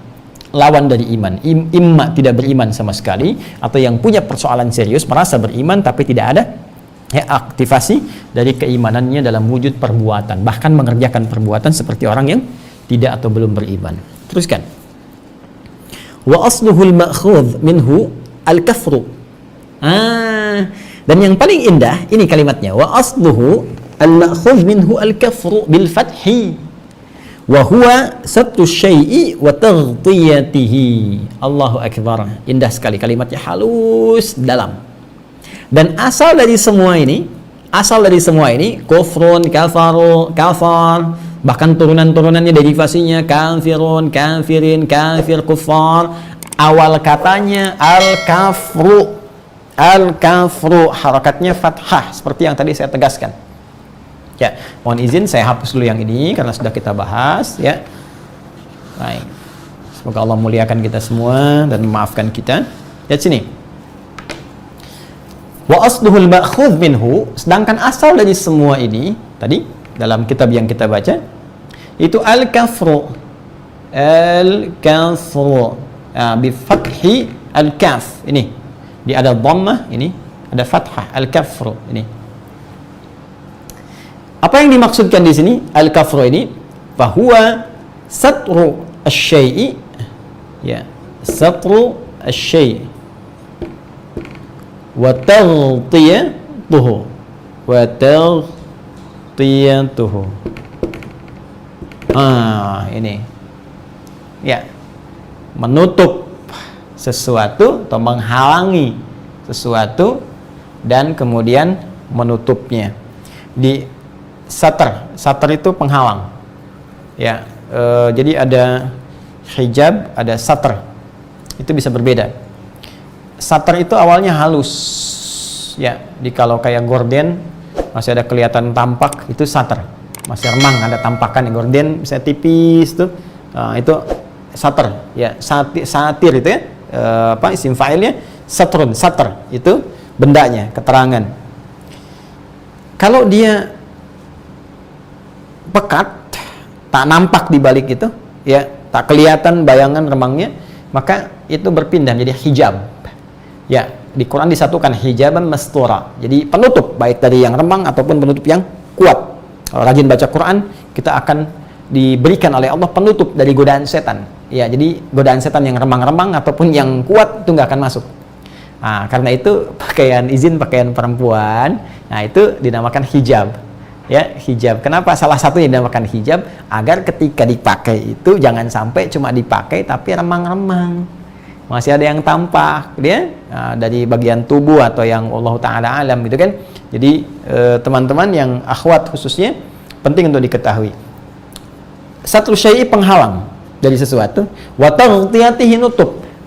Ghita itu tutup botol itu ya. Jadi kalau ada botol qairurah ya, botol itu kalau Anda tutup, itu penutupnya disebut ghita, nutup gini. Ini sudah menghalangi, nutup, terus dikunci gitu, dikunci. Jadi kalau Anda seperti ini misalnya, saya tidak pandai ya bikin gambar, tapi kalau ada kita bikin begini misalnya, nah seperti ini. Fokus teman-teman sekalian. Nah, ini penghalang. Jadi kalau kita beli semacam kayak crispy atau keripik kentang atau apa gitu ya, suka ada yang bentuknya botol kayak gini. Kan di atasnya itu ada ini teman-teman, ada kayak kertas tutup gitu ya. Ya, kayak kertas tutup begini nih, tutup begini. Nah, supaya kalau Anda mau makan kan di sini ada sedikit dibuka kertas, bisa dibuka gini kan? Ya, yang sering makan keripik ayo. Terus di atasnya kan belum selesai kan? Di atasnya lagi pakai penutup kan? Biar kuat kesininya, ditutup lagi kan? Ya, biar nutup begini, jadi tinggal dibuka seperti ini kan? Nah, buka begini, ada kertas lagi, lalu kita buka. Yang ini disebut satir namanya, satirun. Satrun ini buat nutup. Yang ngencengin nutup gini, tek. Ini disebut ghita, taghtiyah. Ya. Jadi, ini ada yang menarik. Secara bahasa, kata al-kafru ini adalah proses menghalangi diri dari sesuatu dan menutup dengan kuat, sehingga jangankan terhalang, nggak pengen sama sekali tahu. Ya. Jadi bukan cuma ingin menghalangi, ini saya nggak mau Anda lihat saya nih, saya tutup nih, saya pasang ini depan saya, ya supaya terhalang. Ya, tapi saya pikir takutnya masih kelihatan juga, saya langsung tutup pintunya, blok. Ya. Kenapa? Saya berpikir saya nggak pengen sama sekali Anda lihat saya. Jadi kalau Anda ingin ungkapkan dengan bahasa yang dalam, secara bahasa, ya sesuatu yang menutup sehingga tak tampak sama sekali, pekat, ya nggak kelihatan, nggak pengen tahu, ya itu bisa menggunakan turunan kata asalnya dari sini al-kafru. Secara bahasa, kalau kita ingin turunkan dari sini, maka katanya kembali ke sini. Kalau ini tadi terminologi keislaman, kalau ini terminologi bahasa secara umum. Di etimologi pengertian bahasa, terminologi makna umumnya. Secara kebahasaan, turunan dari semua ini bisa melahirkan kata kafar juga. Bentuknya kafaru, bisa kafirun, bisa kafirin, bisa kufar. Jadi sebetulnya secara bahasa ini diksi kafar ini halus sekali, bahkan asalnya netral. Di kalau kata kerjanya kafara, ya menutup, kafaru yang menutup secara pekat sehingga tidak ingin tahu apapun, kafir itu fa'ilnya, subjeknya. Di kafir itu asalnya segala yang menutup sehingga tak tampak hal-hal di sekitarannya. Karena itu orang Arab itu menyebut malam wasammatil arabul laila kafiran. Orang Arab itu secara bahasa menyebut malam itu kafir. Tuh, baru tahu kan? Kalau nggak percaya ya kita baca di tafsirnya. Saya sudah menghafal sebetulnya, cuma kadang-kadang perlu dibawa kitab supaya untuk menunjukkan argumentasi. Yuk teruskan ya. Wa minhu summiya lailu kafira, dan dari pengertian bahasa ini ya malam itu disebut kafir. Waduh, kalau gitu ada malam yang muslim, ada malam kafir. Tidak, ini secara bahasa. Ya, jadi saking netralnya kata ini asalnya halus nutup. Kenapa malam disebut dengan kafir? Li'annahu yughatti kulla syai'in bisawadi, karena malam itu menutup segala hal dengan gelapnya, dengan hitamnya. Kayak kalau belum ada nih cahaya dari misalnya lampu yang tertentu, listrik dan sebagainya, itu kalau dimatikan semua tuh maka kelihatan gelap. Yang tadinya kelihatan terang karena matahari, ya pantulan bayangan menjadikan benda-benda kelihatan secara optik. Ini begini, ini begitu, warna bisa dibedakan. Tiba-tiba datang malam, tertutup semua. Maka ketika ditutup dengan gelapnya malam itu semua tak tampak. Karena menutup itu kafar, maka malamnya itu disebut kafir.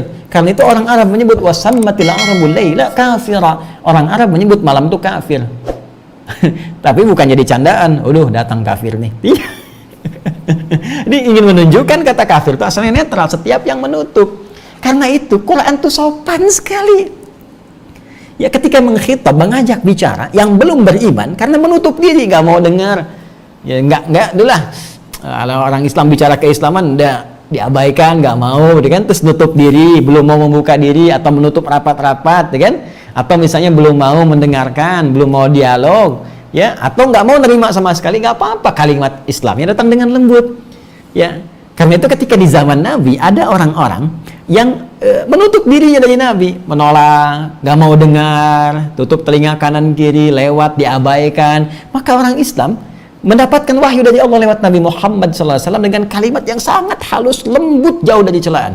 Turun surah Al-Kafirun. Qul ya ayyuhal kafirun. Katakan Muhammad SAW pada orang-orang itu, hei, ya, saudara-saudariku yang masih menutup dirinya, yang belum bisa menerima, ya, la a'budu ma ta'budun. Ya mungkin kita bisa bersikap baik dalam kehidupan, tidak usah saling berselisih. Saya tidak harus menyembah apa yang kalian sembah. Wala antum a'biduna ma'abud. Kalian pun tidak harus terpaksa atau dipaksa menyembah apa yang saya sembah. Ya, wala ana 'abidun ma'abadtum wala antum a'biduna ma'abud. Saya tegaskan lagi, saya tidak harus menyembah apa yang kalian sembah. Pun demikian silahkan kalian kalau ingin menyembah apa yang kalian sembah, tidak harus menyembah apa yang aku sembah, kecuali kalau ingin beriman. Silahkan, lakum dinukum waliyadin. Ya, kita punya keyakinan, kami punya din, Anda menganggap apa yang Anda yakini sebagai din. Silahkan, mau ikut silahkan, ya. Kalau tidak dipaksa, tidak usah kita ribut. Tapi bahasanya halus sekali. Duhai orang yang masih menutup diri. Dan tahukah Anda, orang Arab pada saat itu yang paling fasih bahasa Arabnya, fasih. Saking fasihnya diturunkan Al-Quran, mengajak mereka bicara dengan bahasa fasihnya. Saking fasihnya, nyaris tanpa celah bahasa mereka, nyaris tidak dapat dilahan, ya, celaan-celaan dalam bahasa. Ya, cara berbahasanya sempurna, bagus, sastranya tinggi. Itu disebut kafir, nggak marah. Saya belum pernah dengar Abu Jahal murka karena disebut kafir misalnya, atau Abu Lahab murka kepada Nabi karena disebut kafir. Tidak. Mereka mengakui kebenaran Rasulullah. Ya, mereka sayang pada Rasulullah secara fitrah kemanusiaan, cuma tidak siap.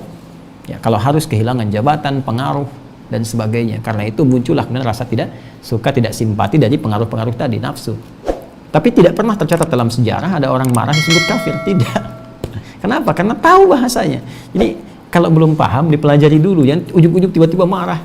Ya, bikin film untuk menyindir apa, tapi nggak paham intinya gitu. Nah itu dipelajari dulu. Sekarang coba kalau nggak percaya bandingkan dengan apa namanya, narasi-narasi misalnya di kitab-kitab tertentu. Coba yang tidak punya keyakinan sama disebut apa di situ? Untuk menemukan betapa Islam itu jauh dari kesan-kesan kekerasan, apalagi dikesankan seakan-akan ada terorisme dan sebagainya, jauh sekali, jauh. Dan standarnya tidak menjadi jelas. Kenapa pekerjaan yang sama kemudian dihukumi dengan cara yang berbeda, bahkan bahasa yang tidak sama? Ya, kalau orang Islam pasti teroris, non-Muslim atau yang tidak menganut Islam bisa berbeda redaksinya, bahkan dikait-kaitkan, ya, sampai pakaiannya kena. Dari pakaian cingkrang nih, teroris, jenggotan, teroris. Ya, ini gimana sih? Orang koruptor pakai dasi aja, pakai jas, nggak ada orang sekarang bermasalah dengan jasnya, dengan dasinya. Silakan cek. Ya, bahkan dicari nih, kampus mana nih? Wah, ini kampus ini, teroris kampusnya. Ya, ini yang koruptor kampusnya di mana? Nggak pernah dibahas.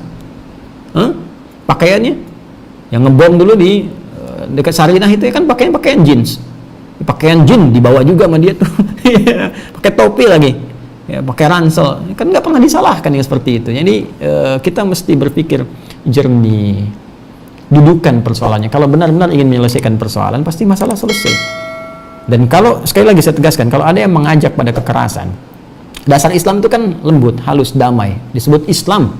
Islam itu patuh tunduk pada perintah Allah. Kalau patuh tunduk dapat salam. Salam itu diantara maknanya damai, tentram. Jadi kalau ada orang mengajak ngaku Muslim tapi ngajak pada kekerasan, Anda tolak aja langsung. Ngajak bom orang, tembak orang, bunuh orang, nyebut sembarangan, gak jelas itu kan, pada hal-hal yang sifatnya keras tapi keluar dari nilai-nilai syariat, tuh hati-hati. Mesti itu gampang, cara cepatnya ya sudah tinggalkan, karena jauh dari nilai-nilai yang disukai oleh Allah Subhanahu wa ta'ala. Baik. Wa sumyas sahabu kafiran li satrihi daw asy-syamsi, dan pun demikian awan orang Arab menyebutnya dengan kafir karena menutup apa? Bau syamsi, sinar mentari. Jadi kalau tiba-tiba mendung, ketutup cahaya matahari, karena ketutup itu awan pun disebut kafir. Tapi jangan disimpulkan, ini awan kafir nih. Tidak. Awan kinton kafir, wal yang lain Muslim, tidak juga gitu kan. Nah, ini jangan sampai ada halu juga. Jadi pentingnya belajar bahasa seperti itu. Jangan sampai kita nggak paham, jadi kita bisa memilih diksi-diksi yang tidak sesuai atau nanti keliru dalam penggunaannya. Ya. ثم شاء الكفر في مجرد ستر النعمة كأن المنعم عليه قد رضي النعمة بجحوده لها. Kemudian jadilah penggunaan itu menjadi spesifik melekat dalam bentuk pengingkaran terhadap nikmat yang diberikan oleh Allah pemberi nikmat, sehingga seakan-akan tertutuplah hubungan dia dengan pemberi nikmat itu, yaitu Allah Subhanahu wa ta'ala, karena perilaku-perilaku yang bersangkutan itu. Apa yang dimaksudkan di sini? Yang dimaksudkan adalah banyak orang-orang yang kemudian ya setelah ada narasi-narasi tadi dari agama, tertutup keadaan dirinya jauh dari Allah, sehingga jadilah kata itu menjadi terbatas maknanya. Ya, kata kafir itu menjadi menutup diri, menjauh dari Allah, gitu kan, tertutup hubungan dengan Allah, menutup diri dari pancaran-pancaran petunjuk Allah Subhanahu wa ta'ala, walaupun tidak terlepas dari makna asalnya, menutup diri. Nah, jadi ini bahkan itu diserap dari bahasa Arab ke bahasa Inggris. Cover, ini cover ini ada covernya nih, kitab ini ada cover, ya kan, jilid, cover. Kenapa disebut cover? Dari kata kafir. Bayangkan nih, buku ini kafir nih. Ada covernya, bahasa Inggris cover apa, ini diambil dari bahasa Arab, taken from Arabic, ya, diambil dari bahasa Arab, dari kafara, ya. Karena kenapa disebut dengan cover? Karena menutup isinya. Kalau nggak ada ini, nggak tertutup, dia terbuka begini. Tuh. Jelas ya? Nah, ini yang kita ingin sampaikan. Kembali kepada ayat, innalladzina kafaru, sungguh orang-orang yang telah menutup dirinya. Bukan cuma menutup, menghalangi diri plus nutup diri. Ya, kalau ini nggak bisa. Ya, sawa'un 'alaihim anzartahum am lam tunzirhum la yu'minun. Orang seperti ini ya, kalau sudah menutup diri, kamu susah, kamu mau ingatkan nggak mau dengar kok. Disebut nama kamu aja dia nggak mau. Terus kamu mau ingatkan ya gimana? Susah, berat. Makanya di tafsir Ibnu Katsir itu ada kalimat yang cukup tegas di situ. Ya, ketika menyebutkan firman Allah Subhanahu wa ta'ala, innalladzina kafaru, disebutkan ghatau al-haqqa wa sataruhu. Jadi mereka memang menutup segala pintu kebenaran, al-haq itu ditutup, wa sataruhu, yang dihalangi. Dia sudah nggak mau dengar kebenaran. Ya sudah susah. Orang kalau sudah nggak mau dengar ceramah, disebutin mau ceramahnya nggak bisa, susah. Ya, terus mau ceramah ya susah. Orang nggak mau ngaji sama Ustadz Adi, yang baru disebut nama aja Ustadz Adi, bid'ah tuh. Terus Anda mau berikan ceramahnya, dia nggak akan dengar. Ya, nggak bisa gitu. Jadi kita harus hargai, nggak apa-apa. Justru Al-Quran itu memberikan penghargaan supaya kita nggak susah. Sama dengan Al-Quran melarang mencela orang. Ya, jadi kalau sudah mencela itu kan nggak menambah kemuliaan dan tidak akan mengurangi celaan orang yang dicela. Paham nggak maksudnya? Mencela yang sudah tercela itu tidak menambah kemuliaan dan tidak mengurangi celaan yang tercela. Ya, dan buang-buang energi. Karena itu Quran seringkali mengarahkan orang-orang seperti itu kalau mau celah perbuatannya, bukan mencela orangnya. Karena nama orang itu belum tentu salah, perbuatannya yang keliru. Terus kita doakan. Pun demikian yang seperti ini, ketika seseorang sudah menutup diri sulit, Anda jangan ceramahi dulu. Itu manhaj Quran. Supaya apa? Supaya tidak bertambah kemudian rasa antipatinya terhadap Anda. Maka apa yang dilakukan? Karena orang ini sudah menutup dirinya, telinga dia tutup, mata dia tutup, ya hatinya pun dia coba tutup. Karena itu, karena dia tutup, maka hukum Allah berlaku di situ. Ya, nih logikanya begini. Dibuat aturan di sekolah. Siapa yang merokok, maka akan dikeluarkan dari sekolah. Siapa yang merokok akan dikeluarkan dari sekolah. Baik. Sekarang perhatikan baik-baik. Ada siswa merokok, maka berlaku aturan tadi, dikeluarkan dari sekolah. Sekarang, siapa yang memutuskan menetapkan pengeluaran itu? Tentunya kepala sekolah. Maka kepala sekolah menetapkan anak ini dikeluarkan dari sekolah. Pertanyaannya, siapa yang mengeluarkan? Ya, anak itu.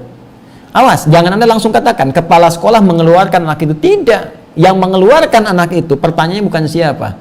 Ya, tapi apa? Yang mengeluarkan anak itu adalah dia melanggar peraturan, sehingga ketetapan kepala sekolah itu berlaku. Boleh jadi kepala sekolah ini tidak menginginkan dia keluar, tapi karena dia melanggar aturan masih ditetapkan. Kalau tidak, zalim kepala sekolahnya. Jelas? Jadi sebetulnya yang mengeluarkan itu, kalau Anda tanyakan siapa yang mengeluarkan anak itu, dirinya sendiri yang mengeluarkannya. Kalau mau dikejar siapa yang mengeluarkan, bukan kepala sekolah. Diri anak itu sendiri yang mengeluarkan dirinya dari sekolah itu. Kenapa? Apa yang menyebabkannya? Karena dia melanggar aturan. Kepala sekolah hanya menetapkan aturan yang telah disepakati dibuat. Anda komitmen dengan Allah. Allah bikin aturan. Dan Allah punya sifat maha adil. Allah tetapkan, kalau Anda benar mengikuti seperti ini, hasilnya begini. Tapi kalau Anda berbuat seperti ini, menutup diri, maka dengan sendirinya akan terkunci di situ. maka ditetapkan oleh Allah. Ini yang menyebabkan ayat 7 langsung ditetapkan diksi yang tegas, khatamallahu ala qulubihim wa ala sam'ihim wa ala absarihim ghishawah. Maka Allah, nah ini terjemah mushaf nih, Allah mengunci ya kepada hatinya, kemudian pendengarannya, dan menutup penglihatannya. Kalau baca sekilas saja mengabaikan cara pemahaman tadi, orang akan menyimpulkan, oh Allah tega ya, kalau ditutup dia nggak bisa nerima hidayah dong. Bukan. Pada asalnya yang menjadikan tertutup mata, telinga, bahkan hatinya pribadi orang ini sendiri, dia sendiri yang nutup, maka hukum Allah berlaku di situ. Tapi rahman Allah sekali lagi selalu mengalahkan murkanya sebelum nyawa sampai ke kerongkongan itu. Tetap masih diberikan jalan-jalan petunjuk sampai tingkat terakhirnya. Itu pun kalimatnya tuh menggunakan ataf. Khatamallahu ala qulubihim. Mungkin hatinya belum terima, tapi mungkin pendengarannya masih mau dengar, ada adzan. Makanya kan kadang-kadang tinggal dekat masjid tadinya anti nutup diri, bahkan marah-marah, teriak-teriak. Tapi lama-lama orang adzan, tiba-tiba dari adzan tuh masuk Islam. Ya. Makanya masih ada peluang kalau telinga nggak dengar, ya, apalagi absarihim, mata, mungkin mata masih bisa lihat. Ya. Kalau sudah semuanya nggak mau dipakai, ada ancaman di ujungnya. Tapi apa yang bisa menjadikan rahman Allah, kasih Allah turun untuk membuka segala yang pekat, yang gelap tadi menjadi terbuka kembali? Doa. Karena itu kalau Anda sudah mendapati orang-orang yang keras pertentangannya, berat, nggak bisa dinasehati, sudah jangan capek-capek kata Quran. Tapi ada jalan lain yang bisa melembutkan itu. Berdoalah. Minta kepada Allah untuk melembutkan hatinya. Mohon. Ya, minta. Karena itu Nabi pernah mengajarkan ketika Umar itu begitu keras, luar biasa. Nabi berdoa kepada Allah untuk melembutkan hatinya. Ya, apa yang terjadi? Baru dengar Thaha, ma anzalna 'alaikal Qur'ana litashqa. Begitu mendengar Thaha, ma anzalna 'alaikal Qur'ana litashqa. Kami turunkan Quran bukan untuk membebani hidupmu, kan? Tiba-tiba datang menghunjam pada jiwanya. Bisa terjadi. Seorang yang tadinya keras, dulu penulis film fitnah itu, betul-betul menfitnah tentang Islam dan sebagainya, kan? Ya, pada akhirnya apa yang terjadi? Dia dapat hidayah, kemudian masuk Islam, dan menjadikan sesuatu yang sangat luar biasa. Ya, ada penulis kartun yang menghina Nabi Muhammad itu, saya punya kawan, orang Arab, ya, ini sangat menarik ya. Jadi, ada dulu yang suka bikin kartun, yang menghina Nabi dari Denmark dulunya, kan? Satu kali Arnold, kalau tidak keliru namanya, itu datangi oleh sahabat kami ini, ya, datang aja ke tempatnya. Begitu datang, ya, dia nggak bilang apa-apa, cuma ingin datang, ketemu, pengen ngajak makan, kan? Dia jamu sebaik-baiknya. Jadi orang ini datang, di servis, dibawa ke restoran paling bagus, diperlakukan baik dan sebagainya, sampai duduk, sampai bingung orang ini yang mencela Nabi lewat kartun itu. Ya, ketika sudah ngobrol-ngobrol makan begitu, dia tanya, Anda kan orang asing dari jauh ke sini, terus menjamu saya servis seperti ini, bagus luar biasa. Sebetulnya tujuan Anda apa? Ya, apa jawab beliau ini? Dia mengatakan, Syekh Ahmad ini mengatakan, namanya Ahmad. Syekh Ahmad mengatakan, saya hanya ingin menunjukkan inilah ajaran dari orang yang selama ini Anda cela. Sosok seorang Muhammad sallallahu alaihi wasallam. Ya, Sunnah Muhammad SAW. Inilah ajaran Muhammad SAW yang Anda celak selama ini. Ya, beliau mengajarkan memuliakan orang lain, beliau mengajarkan bagaimana bertoleransi dalam kebaikan, hadir di saat orang lain merasa kesulitan, memuliakan orang lain. Kami menyadari bahwa mungkin boleh jadi Anda menulis karena Anda belum kenal. Kayaknya diam. Setelah itu minta referensi, dikirimkan buku-buku, dibaca. Selang berapa lama bersyahadat, lalu diajak oleh beliau menunaikan haji. Ya, bertemu dengan Syekh Sudes, kalau saya tidak keliru, saya ditunjukkan gambarnya. Dan tahu apa yang terjadi sekarang? Jadi dai. Ya, dan bukan dai biasa, dai yang membawa cinta kepada Rasulullah SAW. Ya, memperkenalkan Nabi, keindahan Nabi dan sebagainya. Ini Masya Allah. Ya, selalu ada jalan untuk menuju kebaikan. Dan saya selalu mengatakan, bila nyawa itu belum sampai di kerongkongan, selalu ada peluang untuk menjadi lebih baik dan beralih kepada posisi yang lebih terhormat.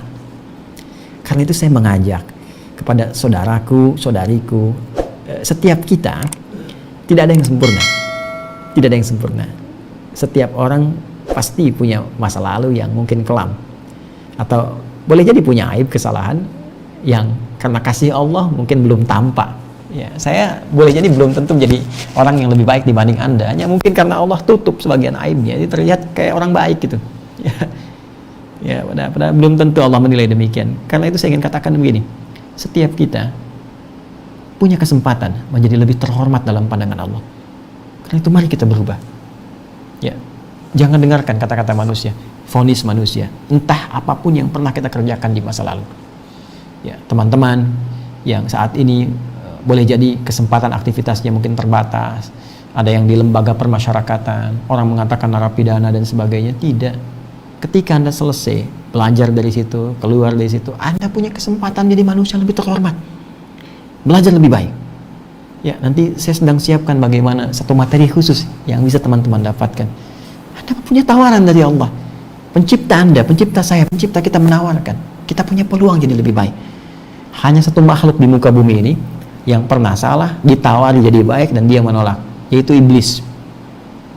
Dan jangan pernah bersaing dengan iblis, nggak akan menang. Biarkan iblis dengan kehidupannya dan kita kembali pada fitrah kemanusiaan kita. Tinggalkan semua perbuatan buruk itu. Ya, perempuan-perempuan yang terjebak pada hal-hal yang buruk, dipekerjakan, menjual kehormatan dirinya, Anda punya peluang berubah jadi manusia terhormat. Tinggalkan pekerjaan itu. Karena rizki itu telah Allah tebarkan dalam nilai-nilai kebaikan. Kenapa? Kalau kita bisa dapatkan yang baik, kenapa mesti memilih yang buruk? Ya, bayangkan saat berlangsung satu keburukan itu lantas Anda diwafatkan oleh Allah. Ya, itu ditampakkan. Anda bisa cek kan sekarang. Ya, kejadian di pelabuhan di Merak. Ya, dicek ternyata bukan suami istri berhubungan, wafat. Kejadian di tempat A, tempat B, wafat. Itu jadi pelajaran besar. Makanya fikirkan ketika akan berbuat maksiat, pejabat-pejabat, politisi-politisi, bayangkan 260 juta rakyat Indonesia ditentukan oleh 600 orang pembuat undang-undang. Di tangan Anda itu ya, ada keputusan-keputusan strategis yang akan dijalankan oleh eksekutif. Ya, kalau benar kehidupan kita, tapi kalau salah, ya itu bahayanya luar biasa. Dan itu dihisab di hari kiamat karena Anda disumpah yang beriman dengan Al-Quran, diletakkan di atas kepala. Seluruh pejabat muslim di Indonesia disumpah dengan Al-Quran, dan ini pertanggungjawaban di sisi Allah Subhanahu wa Ta'ala.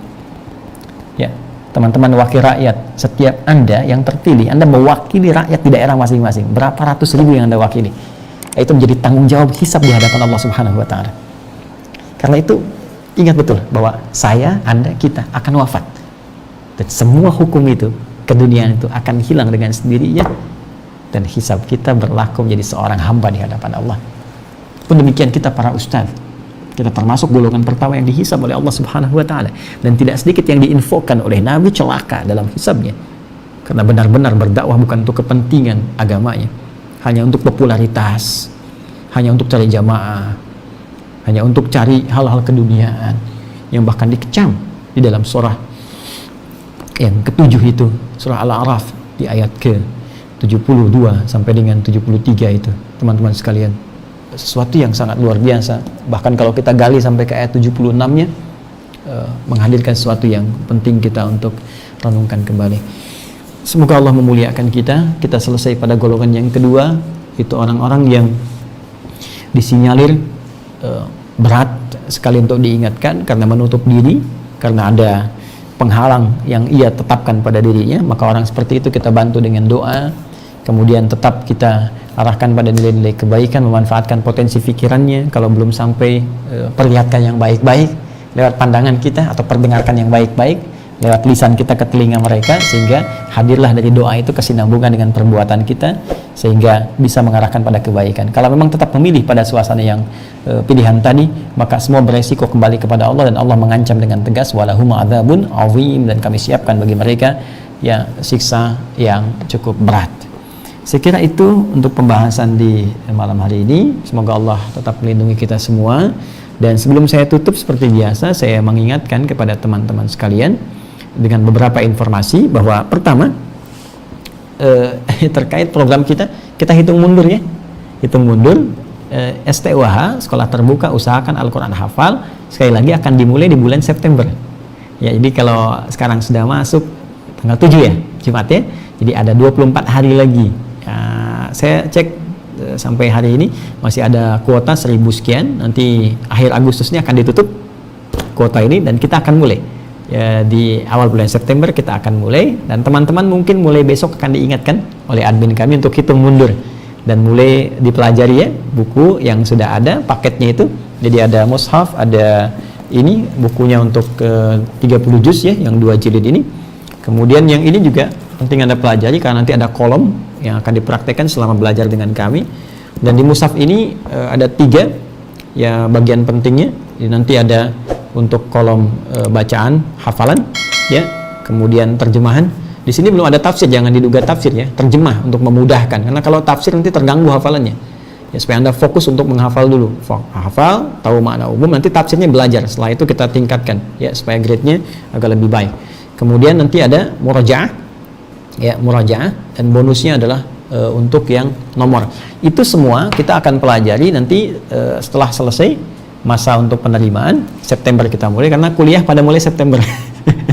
Kita pun mulai September ya. Di September kita mulai, saya sampaikan kurikulum semua perangkat-perangkat ini akan berjumpa dengan saya minimal sebulan itu bisa sekali atau 2 kali, nanti khusus untuk pelajaran ini saja. Kemudian teman-teman yang jauh, kita masih desain sekarang yang di luar negeri khususnya yang mungkin belum sampai ini, kita bisa desain nanti dalam bentuk aplikasinya sehingga bisa termanfaatkan dengan baik. Sementara kalau ini sudah tercukupi, kemudian aplikasi juga menyebar, nanti buku kita coba cetak, mudah-mudahan rezekinya kita ada, kita gratiskan dengan izin Allah Subhanahu wa taala untuk ini. Ya, kalau untuk mushaf kita minta dari teman-teman bersinergi dulu ya supaya kita bisa kompensasikan kepada yang lainnya, buku ataupun yang lain-lain yang bisa manfaatkan dengan baik. Insyaallah semoga Allah ridha ya, semoga Allah juga memberikan petunjuk yang terbaik untuk kita. Kemudian informasi yang cukup baik, tim ini juga bekerja cukup intens, cukup keras juga. Dan nanti besok mungkin saya akan tunjukkan pada Anda bahwa kami menyiapkan satu gedung khusus itu untuk divisi Al-Quran. Jadi nanti di situ ada operatornya, ada admin, ada musyrif juga. Ya, nanti kita tunjukkan supaya teman-teman tahu bahwa kita menyiapkan tempat khusus, unit khusus, gedungnya, tempatnya, divisinya. Nah, itu tidak pernah sampai hari ini alhamdulillah kami tidak fundraising, tidak ada apapun. Saya selalu pegang prinsip kalau kami bisa atasi sendiri, kami kerjakan. Kalau kita ada kebersamaan, kita akan sampaikan, dan nanti dari yang sama-sama itu hasilnya kita wakafkan lagi. Jadi jangan duga bahwa ini ada aset milik Adi Hidayat, tidak. Ini atas namanya nanti dikhususkan dan bisa dimanfaatkan sesuai dengan aturan-aturan yang dibuat, dan tidak tentunya melanggar ketentuan yang ditetapkan oleh hukum negara kita juga. Ini yang disampaikan. Dan terakhir di bulan September juga akan dibuka untuk penerimaan pendidikan kadar ulama, PKU ya, pendidikan kadar ulama. Nanti di situ kami siapkan dulu tempatnya dan sistemnya supaya nanti mudah untuk kita dapati. Saya kira itu teman-teman sekalian, semoga kita dirahmati Allah Subhanahu wa taala. Dan saya juga ingin menyampaikan, insyaallah besok itu hari Jumat, tepat 45 tahun Majelis Ulama Indonesia mendapati kelahirannya. Jadi besok itu Jumat, itu kalau teman-teman lihat itu insyaallah ada milad Majelis Ulama Indonesia yang ke-45. Dan pun demikian nanti 10 hari mendatang kita akan dapati juga milad kemerdekaan Negara Kesatuan Republik Indonesia. Ya, dan kita doakan baik ulama kita semoga dijaga oleh Allah Subhanahu wa taala, diberikan kemudahan, dipersatukan dalam kebaikan. Pun demikian negara yang kita cintai ini semoga Allah Subhanahu wa taala jaga ya, memberi petunjuk kepada para pengelolanya, pemimpinnya untuk adil, baik, dan juga diberikan arahan-arahan kebaikan oleh Allah supaya berpikir bukan hanya urusan dunia tapi juga bekal yang dibawa untuk pulang menghadap pada Allah Subhanahu wa taala. Lebih daripada itu, semoga kita juga bersemangat untuk menjadi warga negara yang baik dengan mengisi banyak kebaikan-kebaikan, bersatu dalam kebaikan, dan menghindarkan berbagai hal yang tidak produktif yang mungkin kita bisa kerjakan dalam kehidupan. Itu yang bisa saya sampaikan. Jika ada kebaikan silahkan diamalkan petunjuk Allah dan Rasulnya. Jika ada kesalahan itu mutlak bagi saya, Anda cukup tinggalkan dan tidak perlu dikerjakan, diamalkan, cukup tinggalkan, jauhi perdebatan, dan bisa mengambil pendapat ustadz yang lebih baik, dan semoga dengan itu ridha Allah diberikan kepada kita. Allahumma taqabbal minna innaka antas samiul alim wa tub alaina innaka antat tawwabur rahim. Rabbana atina fid dunya hasanah wa fil akhirati hasanah wa qina adzabannar waj'alna min ahli al-Qur'an waj'alil Qur'ana sahiban lana fid dunya wa syafi'an lana fil akhirati ya rabbal alamin. Allahumma bifadlika subhana rabbika rabbil izzati amma yasifun wa salamun alal mursalin wa akhiru da'wana subhanakallahumma wa bihamdika asyhadu an la ilaha illa anta nastaghfiruka wa atubu ilaik. Walhamdulillahi rabbil alamin.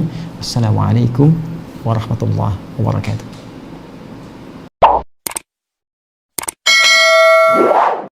مع السلامة في أماني شيء